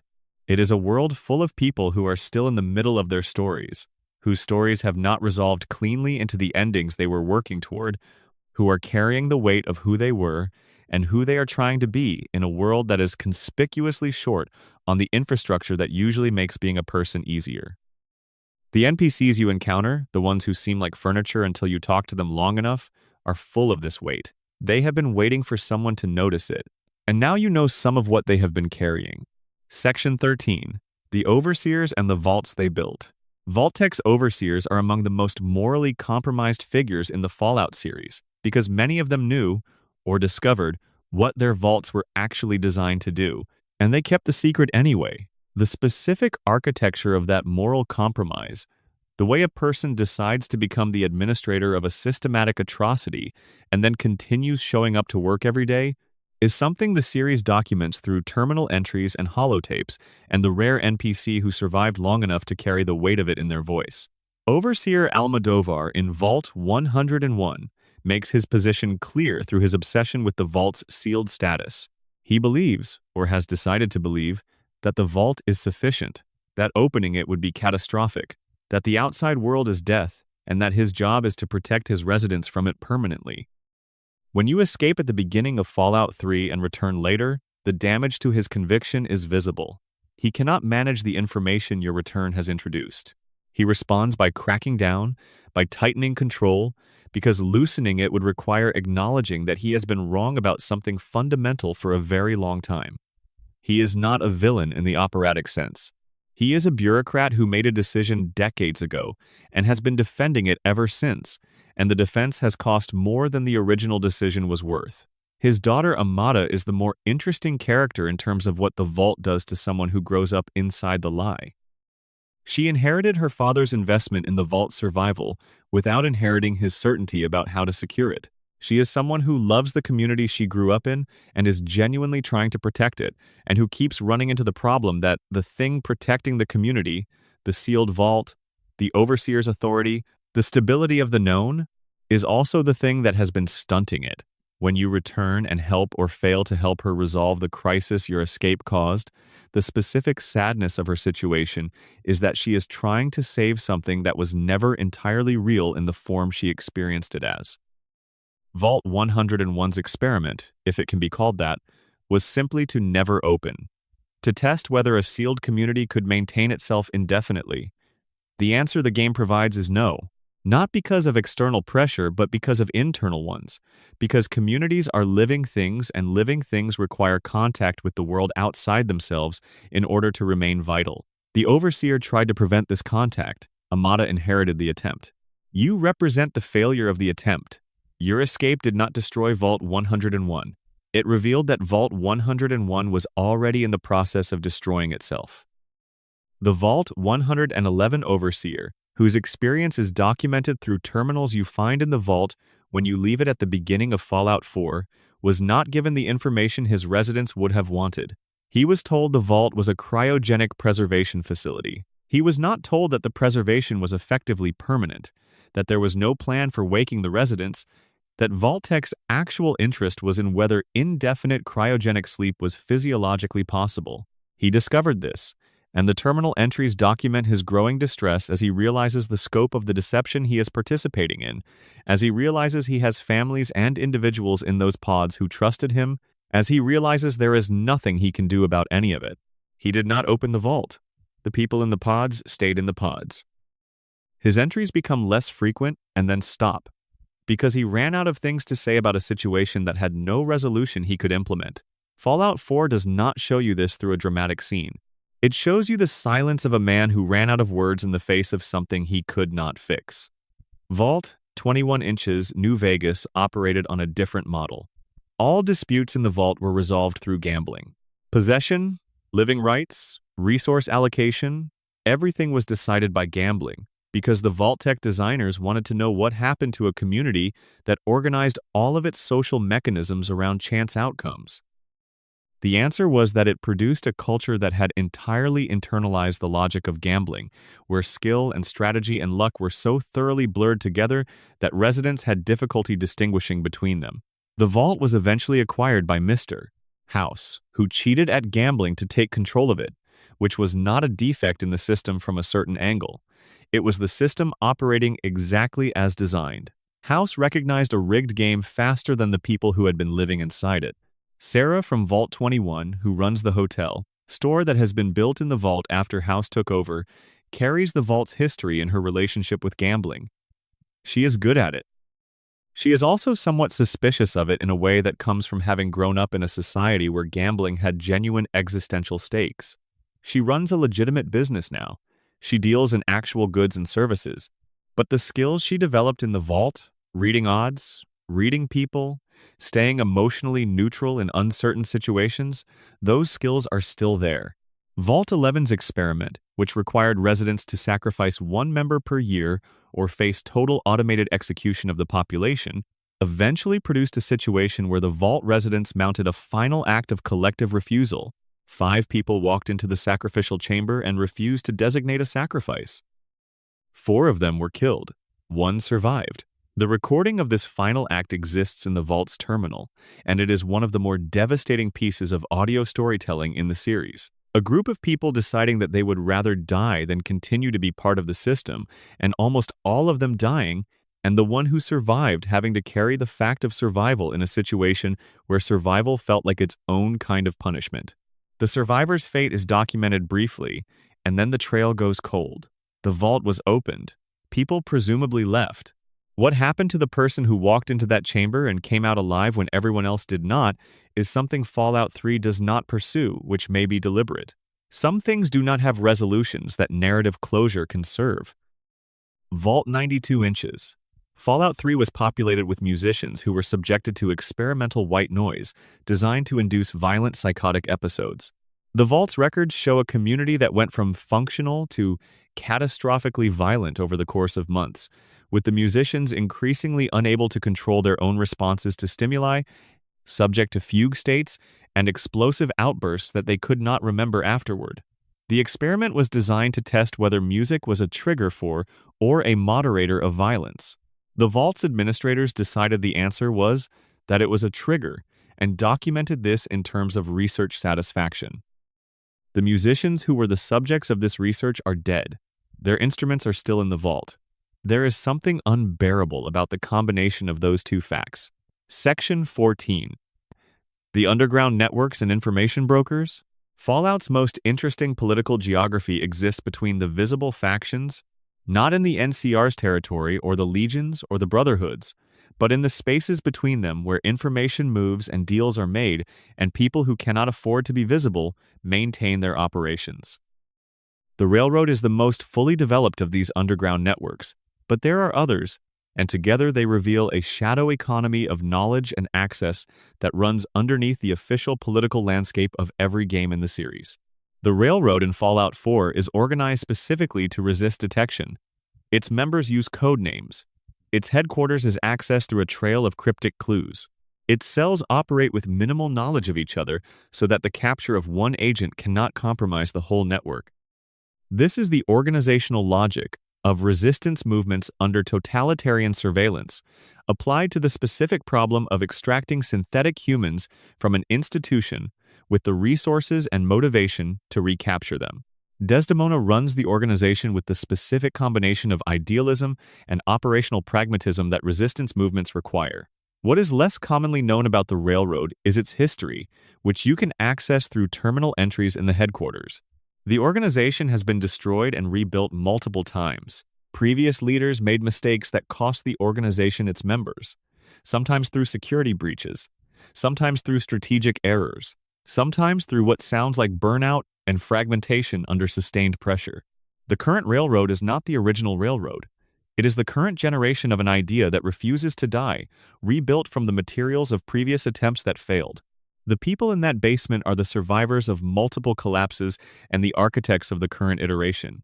The care they take with operational security is the wisdom of people who watched what happened when that care was not taken.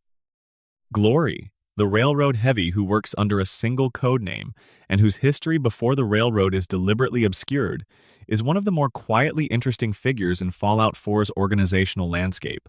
She is apparently a synth who chose to remain with the railroad after being freed, using her capabilities in the service of freeing others. Her relationship to her own identity is something she manages carefully. She is Glory now.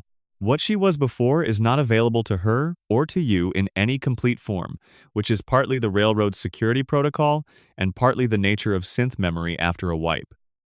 She works with the specific, focused energy of someone who has found the thing they are good at in service of something they believe in and who does not look too closely at what happens if they stop doing it. Tinker Tom at the railroad headquarters has developed a relationship with technology that borders on the ceremonial. He modifies equipment constantly. He builds things.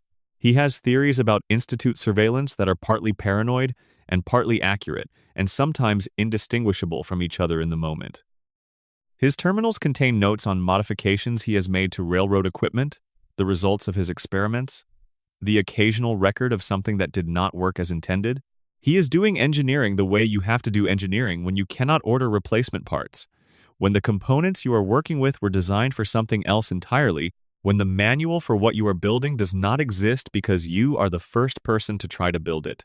The Institute's informant network, documented in terminals within the Institute itself, reveals the extent to which the organization has penetrated the Commonwealth's social infrastructure. Merchants, residents of major settlements, caravan traders, people who appear to be ordinary citizens are feeding information back to the Institute about synth sightings, about population movements, about which settlements have the kind of community cohesion that might organize resistance to Institute operations. The surveillance is not total. It has gaps, but its existence means that almost any conversation in the Commonwealth could theoretically be overheard by someone who reports to the Institute, which is a kind of ambient paranoia that the game does not explicitly flag, but which explains a lot about why the Commonwealth's communities are organized the way they are, with walls and guards and a fundamental distrust of strangers. The Triggermen in Fallout 4 are organized crime operating in the Commonwealth's ruin. They are the remnants of a pre-war mob culture, organized through the memories and structures that have been passed down through generations since the war, and they use Vault-114 as one of their bases. Their operation, which involves protection rackets, debt collection, and general coercion, is one of the few organizations in the Commonwealth that has maintained continuous organizational identity from before the bombs to the present. This is either impressive resilience or depressing evidence that organized crime is harder to kill than civilization. Skinny Malone, the Triggerman's leader, has Nick Valentine locked in Vault 114 at the beginning of Fallout 4. He knows Nick. They have a history. Nick helped the Triggermen at some point, and Skinny's response to Nick's subsequent decisions about the relationship is to have him imprisoned rather than killed, which is itself informative about the emotional texture of the connection between them. Valentine is not an enemy to Skinny. He is a former associate who made choices Skinny disagrees with. The Triggermen do not want Nick dead. They want him where they can keep an eye on him, which in the logic of organized crime is a form of respect. The information broker Wellingham in Diamond City operates out of a restaurant where food is served in the elaborate tradition of pre-war haute cuisine, largely maintained through theoretical knowledge and improvised ingredients. Wellingham himself deals in information and does it with the discretion of someone who has built a business on the principle that the value of information is in its scarcity. He will tell you things. He will charge appropriately for telling them. He will not tell you who else he has told them to or who else has told him. His discretion is the product he sells along with the information itself. The Diamond City radio DJ, Travis Miles, is not an information broker, but he performs an adjacent function. He broadcasts news and music across Diamond City and its surroundings, and his broadcasts change based on your actions in the wasteland, similar to Three Dog in Fallout 3. What is less commonly known about Travis is his backstory. He is deeply anxious. He is not naturally suited to public performance. His apparent confidence on air is almost entirely constructed, built through a specific quest chain involving another character named McCready and a plan to help Travis get over himself. Before this intervention, Travis's broadcasts are hesitant and self-deprecating to the point of parody. After it, there is something more confident in him. The change is visible and audible. A man who was afraid of his own voice finding it, with help, in the middle of a world that does not particularly reward timidity. Section 15. The animals, creatures, and what they remember. Rex the cyborg dog has a pre-war brain. This is worth sitting with. There is a neural structure inside Rex's skull that remembers a world with trees and clean water and people who had not been transformed by radiation and desperation into something other than what they were born as. Rex cannot articulate these memories. He is a dog.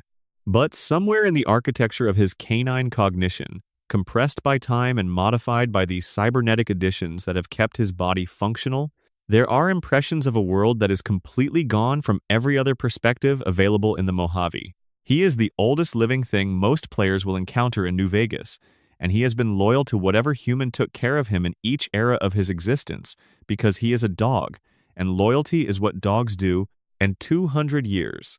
And a nuclear holocaust and multiple body transplants have not changed this. The Cazadors, the mutated giant wasps of the Mojave, were created by a pre-war research project at Big Mountain, the research facility central to the Old World Blues DLC.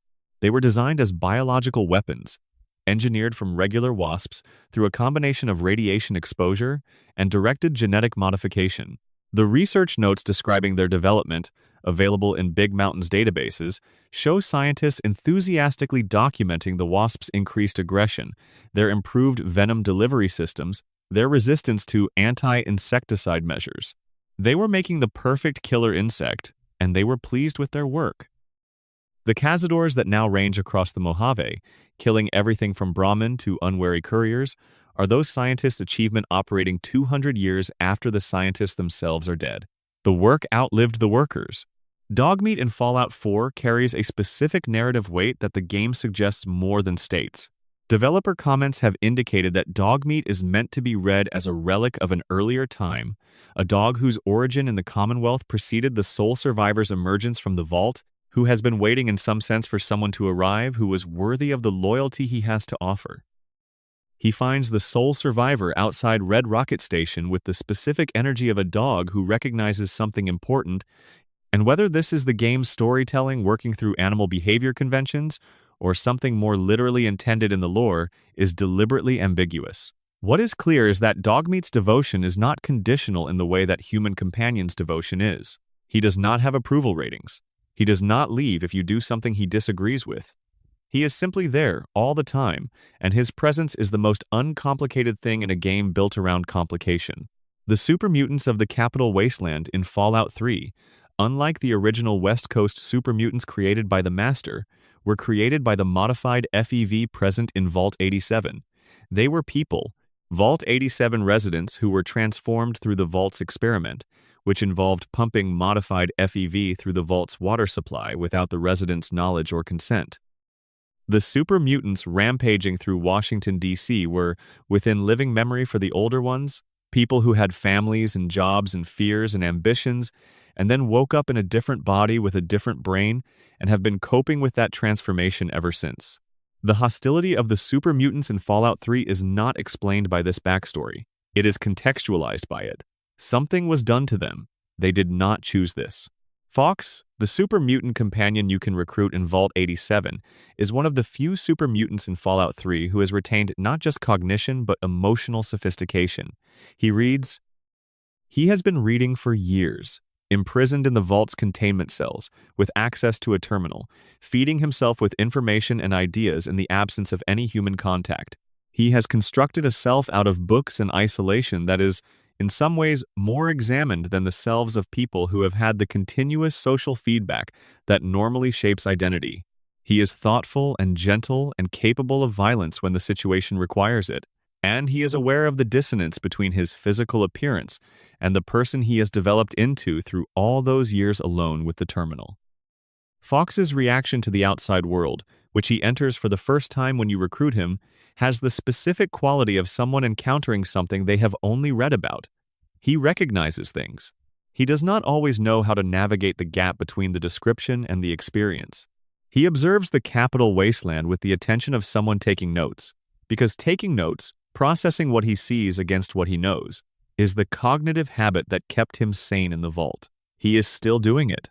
The wasteland is the largest library he has ever had access to, and he is reading it with both hands.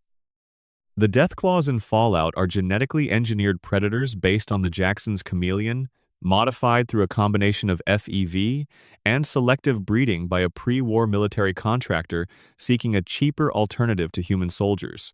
The chameleon, the armor-plated killing machine, and the FEV-enhanced aggression were combined into something that became entirely autonomous from its creators almost immediately, because the first viable Deathclaws were considerably more capable than anyone had modeled, and the security protocols that were supposed to contain them did not survive contact with what the Deathclaws actually were.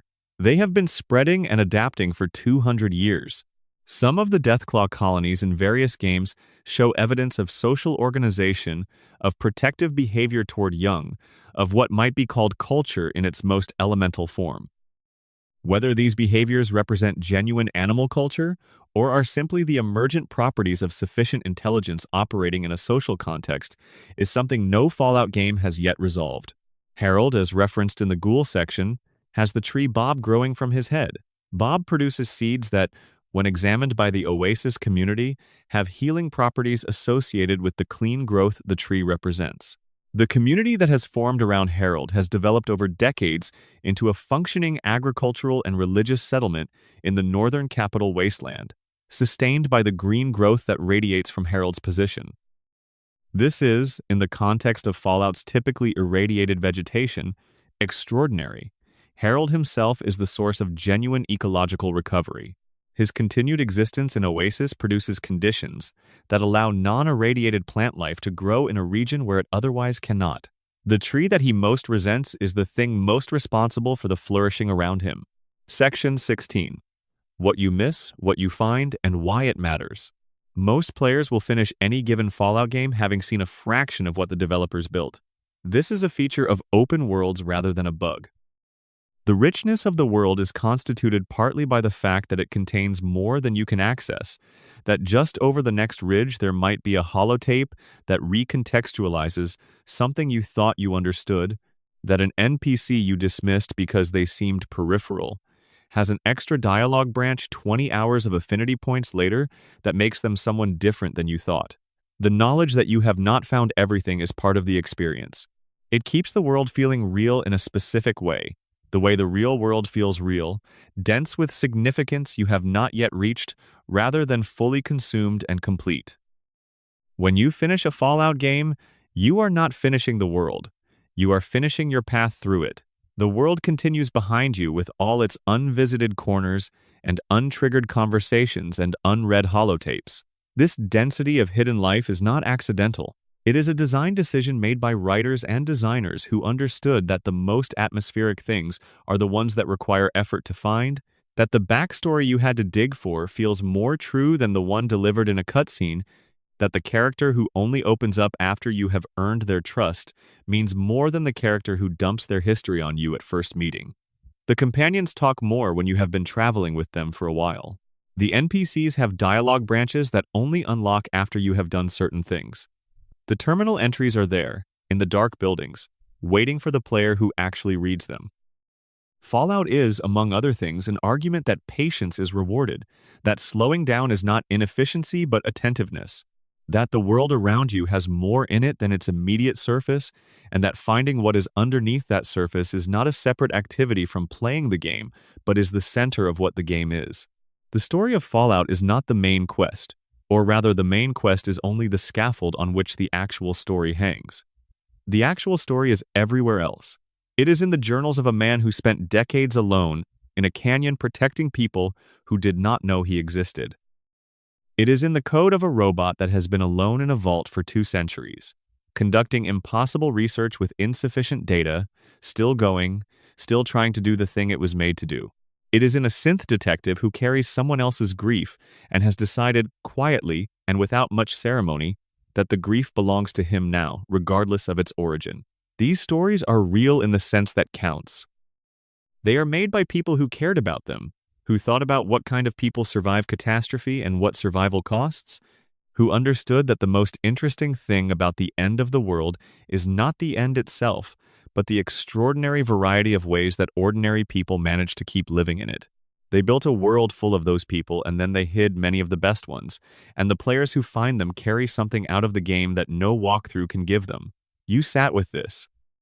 You listened to 2 hours of the backstories and secrets of the people who live in this broken world, and if you know one thing now that you did not know before, if one of these characters is more real to you, if the next time you walk through Novak at 2 in the morning and see a light in the dinosaur's mouth, you think about what it cost to put someone there, then the work of building this world was worth it.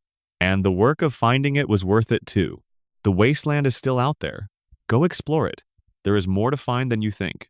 If you have stayed until the very end, that means everything. Drop a like if this gave you something to think about, subscribe so you do not miss the next deep dive, and leave a comment telling me your favorite NPC moment in any Fallout game. I read every single one. See you out there. Bonus section: 50 more secrets you almost certainly missed.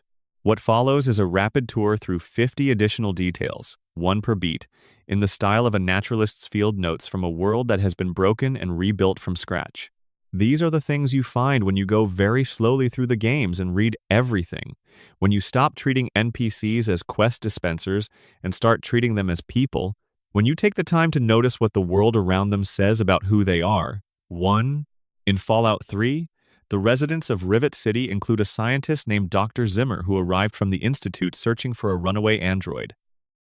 If you fail to help him and he remains in Rivet City long enough, his dialogue shifts. He becomes frustrated. He starts muttering about the inefficiency of operating outside Institute infrastructure.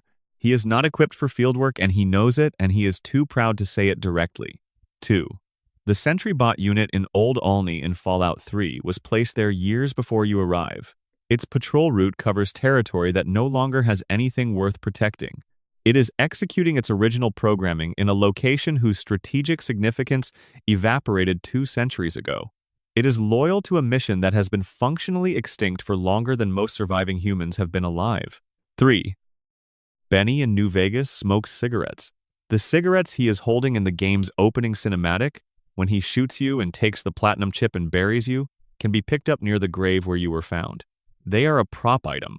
They have no practical use, but if you show them to Swank, the top's casino manager, as evidence that Benny was at the grave, the conversation changes in a way that reflects the cigarette's specific identification value.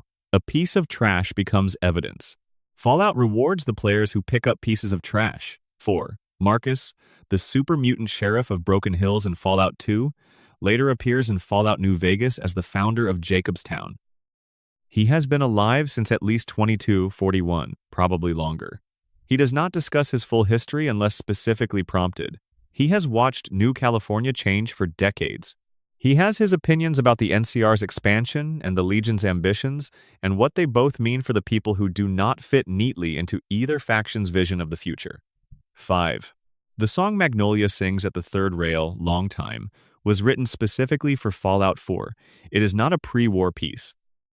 It was composed for the game to feel like it could have been a pre-war piece, to have that specific early 20th century jazz vocal quality, because Magnolia performing it authentically requires that the song exist in a form she could have encountered. The game built a world and then built the music of that world separately, and the care of that construction is what makes the third rail feel like a real place. 6. Doc Mitchell in Good Springs, New Vegas, is the first person you speak to in the game, and he is retired from medicine. He does not run a formal practice. He treats injuries and ailments for the community out of habit and moral obligation. He gave up his formal career because of something that happened, something he mentions in passing without elaboration, a difficult case. He does not invite further inquiry, and the game does not press him. He has made his peace with what happened. The making of peace is not the same as the absence of cost. 7. The mysterious stranger appears across multiple Fallout games as a perk-triggered combat ally. In Fallout 4, Nick Valentine keeps a case file on the mysterious stranger in his detective office. He has been investigating the stranger for years. The notes are dry and frustrated. Valentine has better information access than almost anyone in the Commonwealth, and he cannot figure out who the mysterious stranger is. This is either evidence of extraordinary concealment skills or something stranger. The game does not resolve it. 8. Roxy in the Fallout 4 Vault-Tec Workshop DLC is a robot dog built from 2 dissimilar robot units in a combination the game calls experimental. She was built by an overseer's daughter who wanted a dog after the vault closed, and natural animals became unavailable. The makeshift nature of her construction is visible in her movement and her proportions. She is someone's approximation of a dog, assembled from the parts that were available. She works well enough. She is loyal. She is beloved. The fact that she is nothing like a real dog and everything like someone's sincere attempt to have one anyway is quietly moving. 9.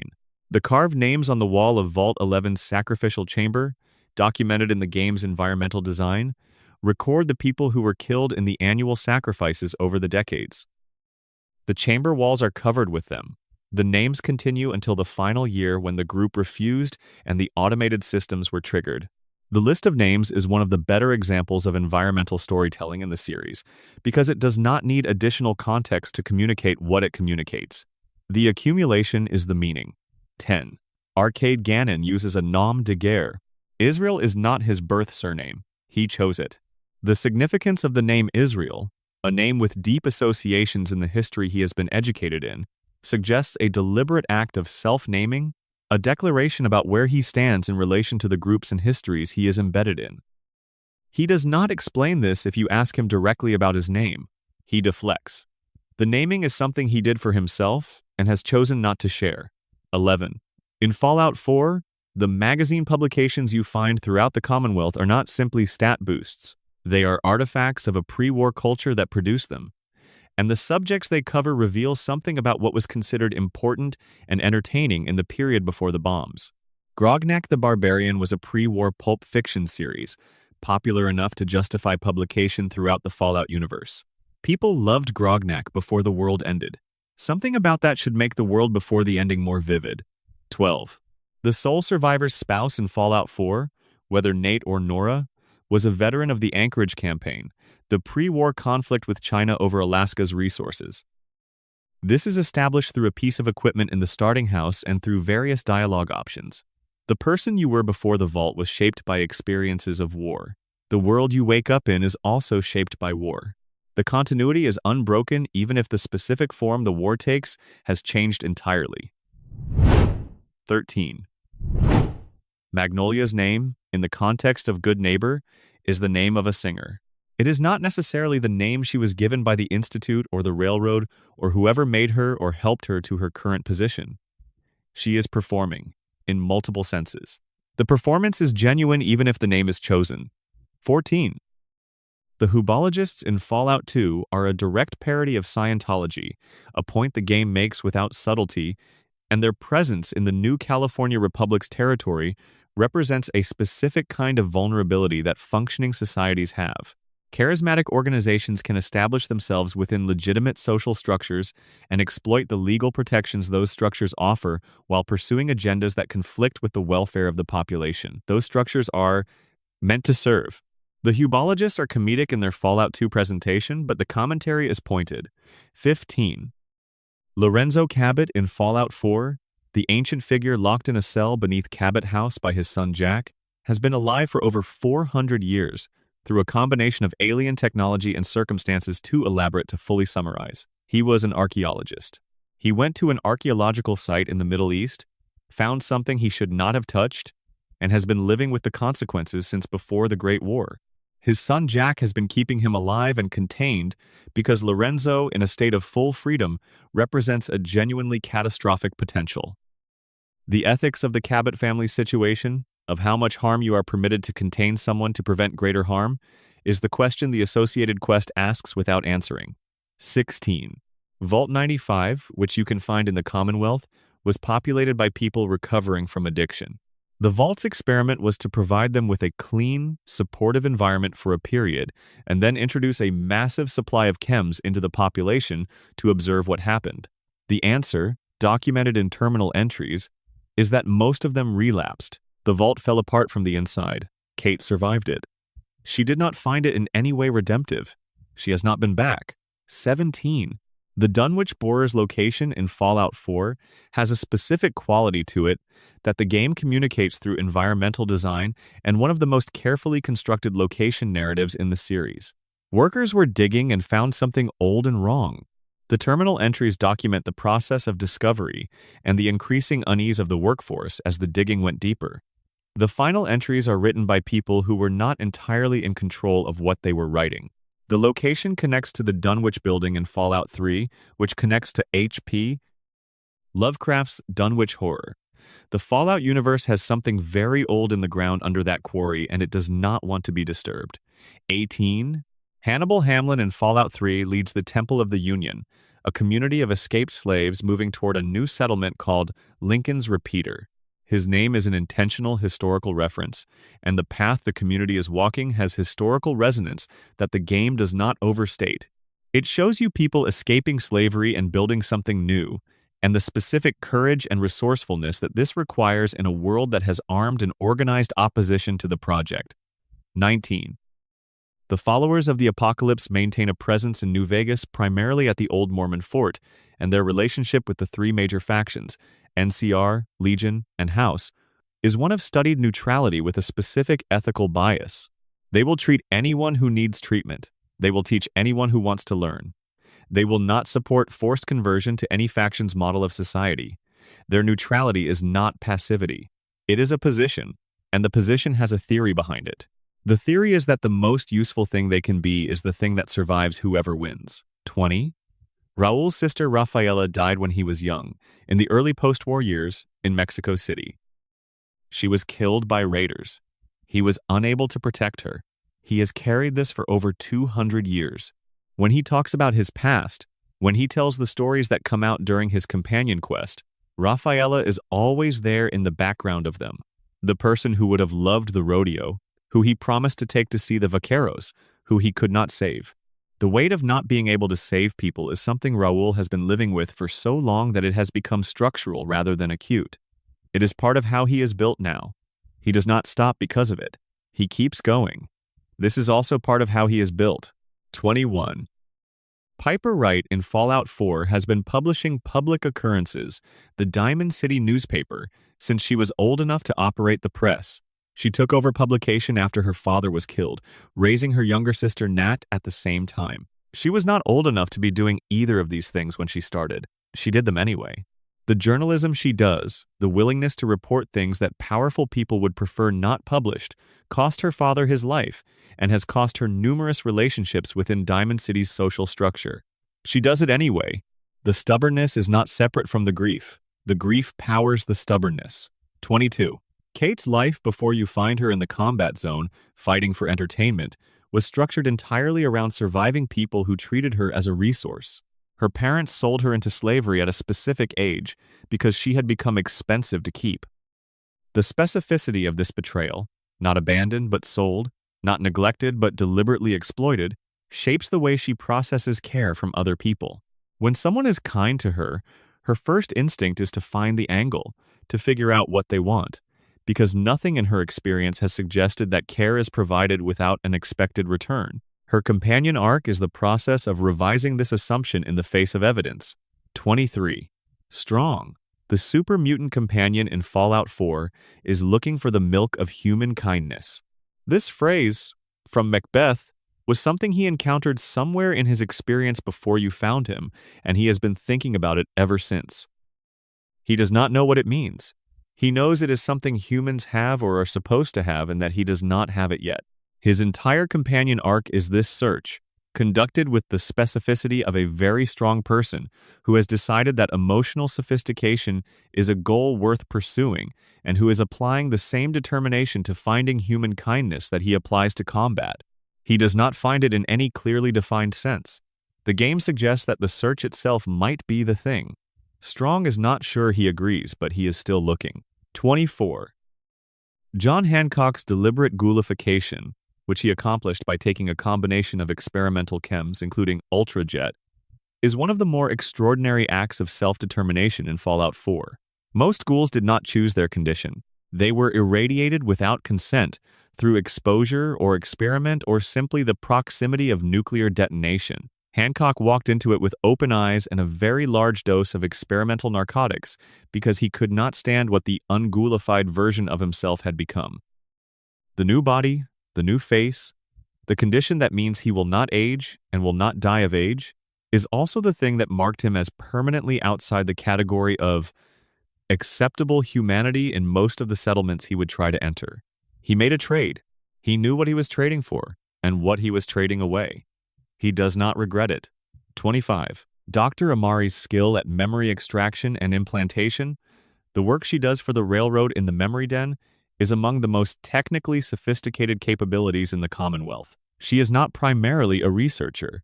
She applies this skill in service of a political cause, helping synths process their experiences and helping the railroad understand what the Institute is doing. But the underlying competence, the ability to access and manipulate the architecture of memory in biological and synthetic subjects, is extraordinary. The memory den could be used for things far more significant than nostalgic recreation if its operator chose differently. 26. The dog in the opening cinematic of Fallout 4, which runs to dog meat when the sole survivor calls him, has presumably been in Sanctuary Hills for the 200 years between the bombs and the game's opening. He did not survive. He is not there when you return. Dogmeat, who you find at Red Rocket Station, is either a descendant of that dog or a different dog entirely. The emotional resonance of the opening, where a family dog runs toward familiar voices, is not carried forward literally. It establishes the register. It tells you that this is a game where a dog can make you feel things, and that you should pay attention to what makes you feel things, because the game means those things.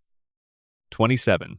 Kent Connolly in Good Neighbor is a ghoul who has been running the Memory Den's Silver Shroud radio program for decades from a back room.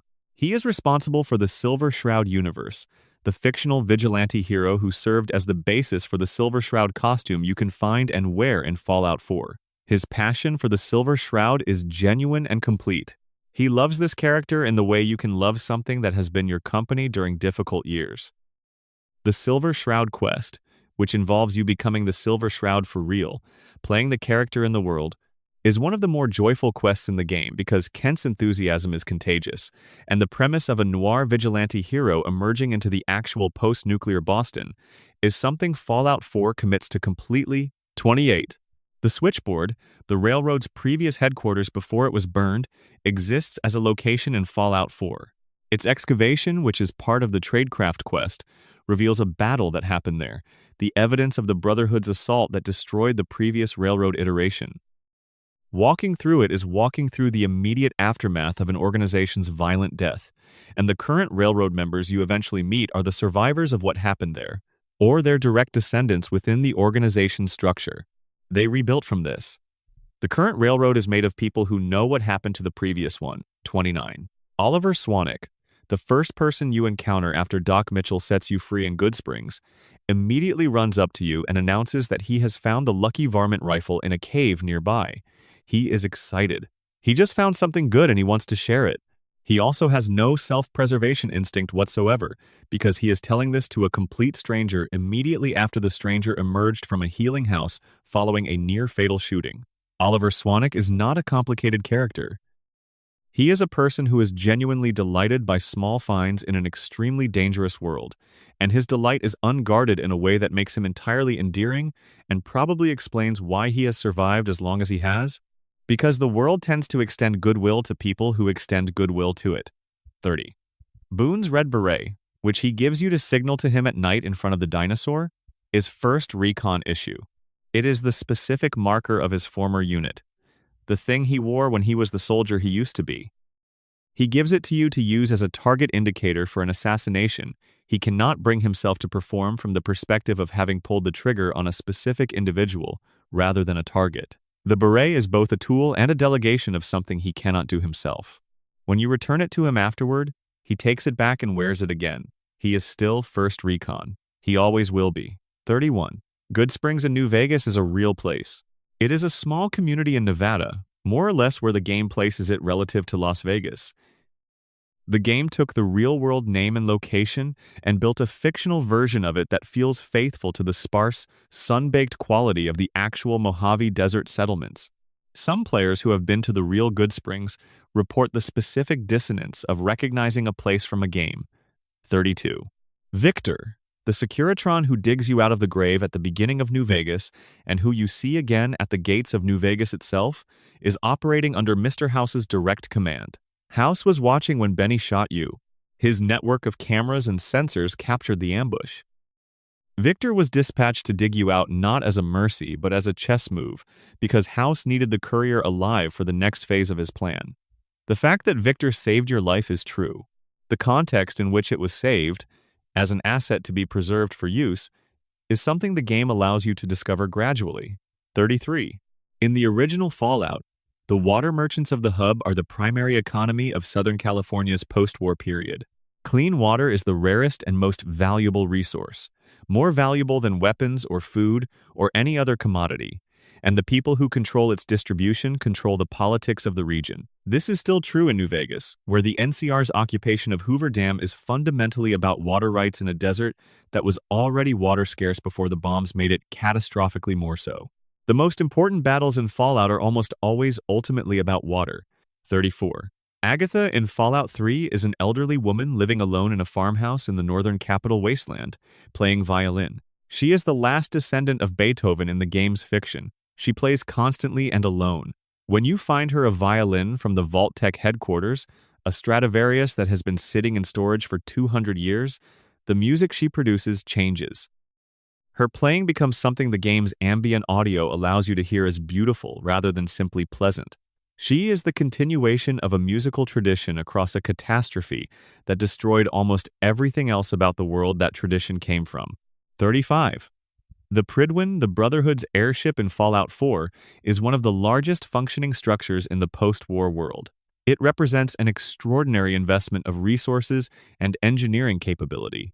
The Brotherhood has two other airships of roughly comparable size in the broader Fallout lore, suggesting a manufacturing and maintenance infrastructure that is not visible in Fallout 4 but which must exist somewhere. Where the Brotherhood produces its equipment, how it recruits and trains its members, how it maintains the logistical capacity to field military operations across multiple theaters simultaneously, is a question the games gesture at without fully answering. 36. Moira Brown mentions that she moved to Megaton a few years before the events of Fallout 3, which means she was not born there. She came from Canterbury Commons, a trading settlement northeast of Megaton. She left something behind to come to Megaton. The game does not tell you what. Her optimism, which is genuine and structural rather than performed, might be partly the optimism of someone who chose to leave and is invested in the wisdom of that choice. 37. Tenpenny Tower's residents are not uniformly opposed to ghouls. Some of them actively support allowing ghouls in. The quest dynamics allow you to negotiate entry for Roy Phillips and a small group of ghouls through legitimate means precisely because not everyone in the tower agrees with the exclusion. The political fragmentation within Tenpenny Tower, between the residents who want to maintain the exclusion and those who are willing to revise it, is a smaller-scale version of the same political fragmentation that occurs in every community in the Fallout series, whenever the question of who belongs inside the walls comes up. 38.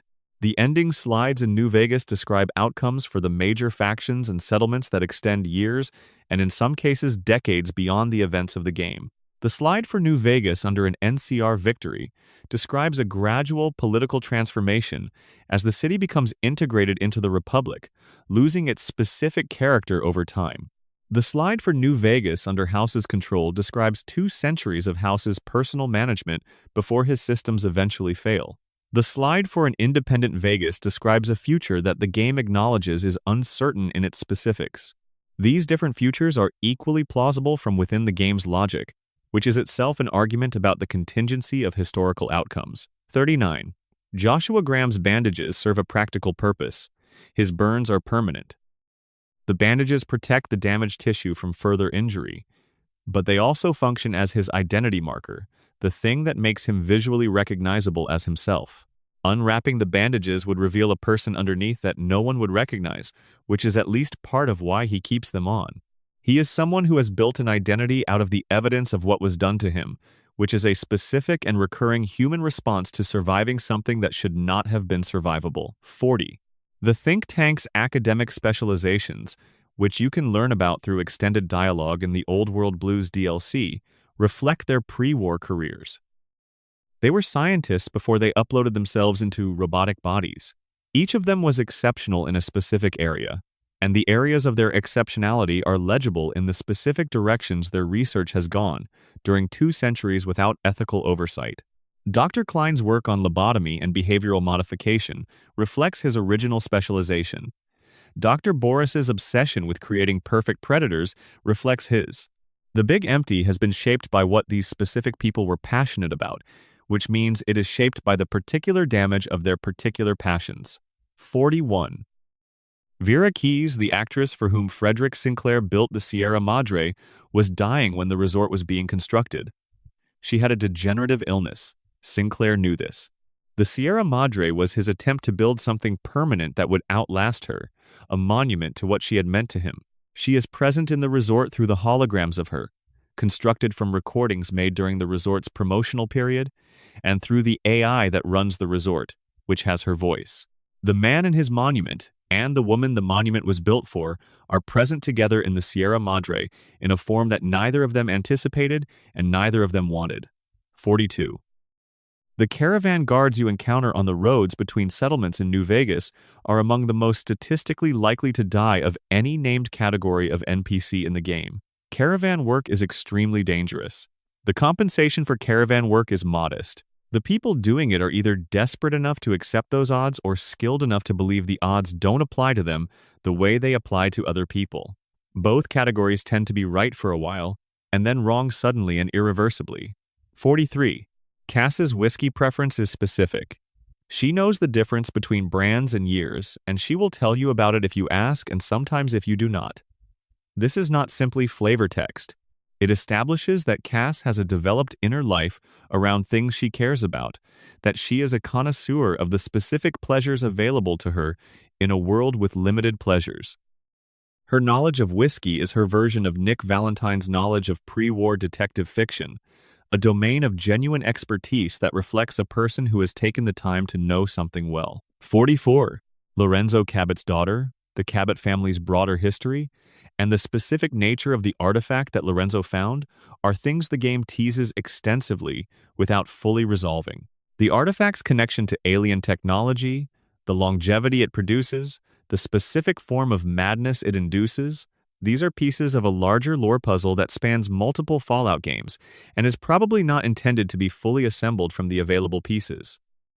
Some mysteries in Fallout are designed to remain mysteries. 45. The super mutant overlords in Fallout 3 are a higher-tier version of the regular super mutants, and they carry missile launchers rather than miniguns as their standard weapon. The change in armament reflects a change in tactical role and a change in the organization of the super mutant population in the capital wasteland. The overlords are something like officers. They are not organized the way a military organization is organized, but there is hierarchy here, a chain of capability if not of command. The Super Mutant Society in Fallout 3 is developing something, slowly, in the ruins of Washington, D.C., and it is not clear yet what it is becoming. 46. Manny Vargas in Novak owes Boone something he is not going to pay voluntarily. This debt, which sits between them as an acknowledged but unaddressed fact, shapes every interaction they have. Manny knows what happened to Carla. He did not cause it. He did not prevent it. He has chosen to act as if the distinction between causing and failing to prevent is more morally significant than Boone does. Their coexistence in Novak is a study in what it looks like when two people decide, for different reasons, that confrontation is not available to them. 47. The Volair quest chain in New Vegas, which involves helping the Boomers, an isolationist group of artillery enthusiasts living on the Nellis Air Force Base, is one of the most elaborately structured side quests in the game. The Boomers have been sealed in their base since childhood, fired on anyone who approached, and have developed a rich internal culture around pre-war aircraft and the concept of flight. They have never flown. They have maintained aircraft they have never flown. They have built an identity around the potential of something they have not been able to realize.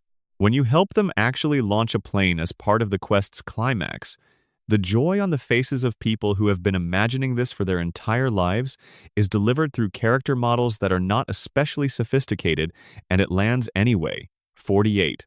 The lone wanderer of Fallout 3 was born inside a vault. The game opens with your birth. You never chose to be in Vault 101. You were born into it. The way most people are born into the circumstances that shape them, without consultation and without the ability to make a meaningful choice about it until you are old enough and capable enough to leave. The Lone Wanderer's specific story is about what it means to choose your identity after having it chosen for you, which is the story of most people to some degree, and the story of certain people to a very specific and concentrated degree. 49. The mysterious stranger's guitar riff that plays when he appears is recognizable instantly after the first time you hear it.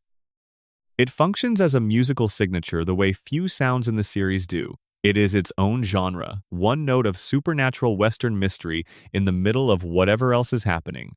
The fact that Nick Valentine is investigating this person and cannot figure out who they are suggests that the mysterious stranger is either operating at a level of capability that exceeds the most sophisticated detective in the Commonwealth or is something that cannot be investigated through conventional detective means. The game prefers the ambiguity to either answer. 50. There is a camp in the capital wasteland where a pre-war era robot is tending a garden that no longer grows anything. The soil is irradiated. The plants cannot survive. The robot continues to tend the garden anyway, following its programming, unable to recognize that the conditions for its programming success have ceased to exist. It waters regularly, it adjusts the irrigation, it does everything right and nothing works. And it is still there doing it when you pass through, because the programming is intact even when the world is not. This is very small. It takes 10 seconds to observe. It is one of the truest things in the series. These details exist. They were built by writers and designers who wanted a world thick enough that you could keep finding things. The world they built is still there, rendered in engine, waiting for the players who will go slowly through it and read what is on the walls, and talk to the NPCs who seem peripheral and turn over the rocks. The world rewards this. You found it here. Now go find it there.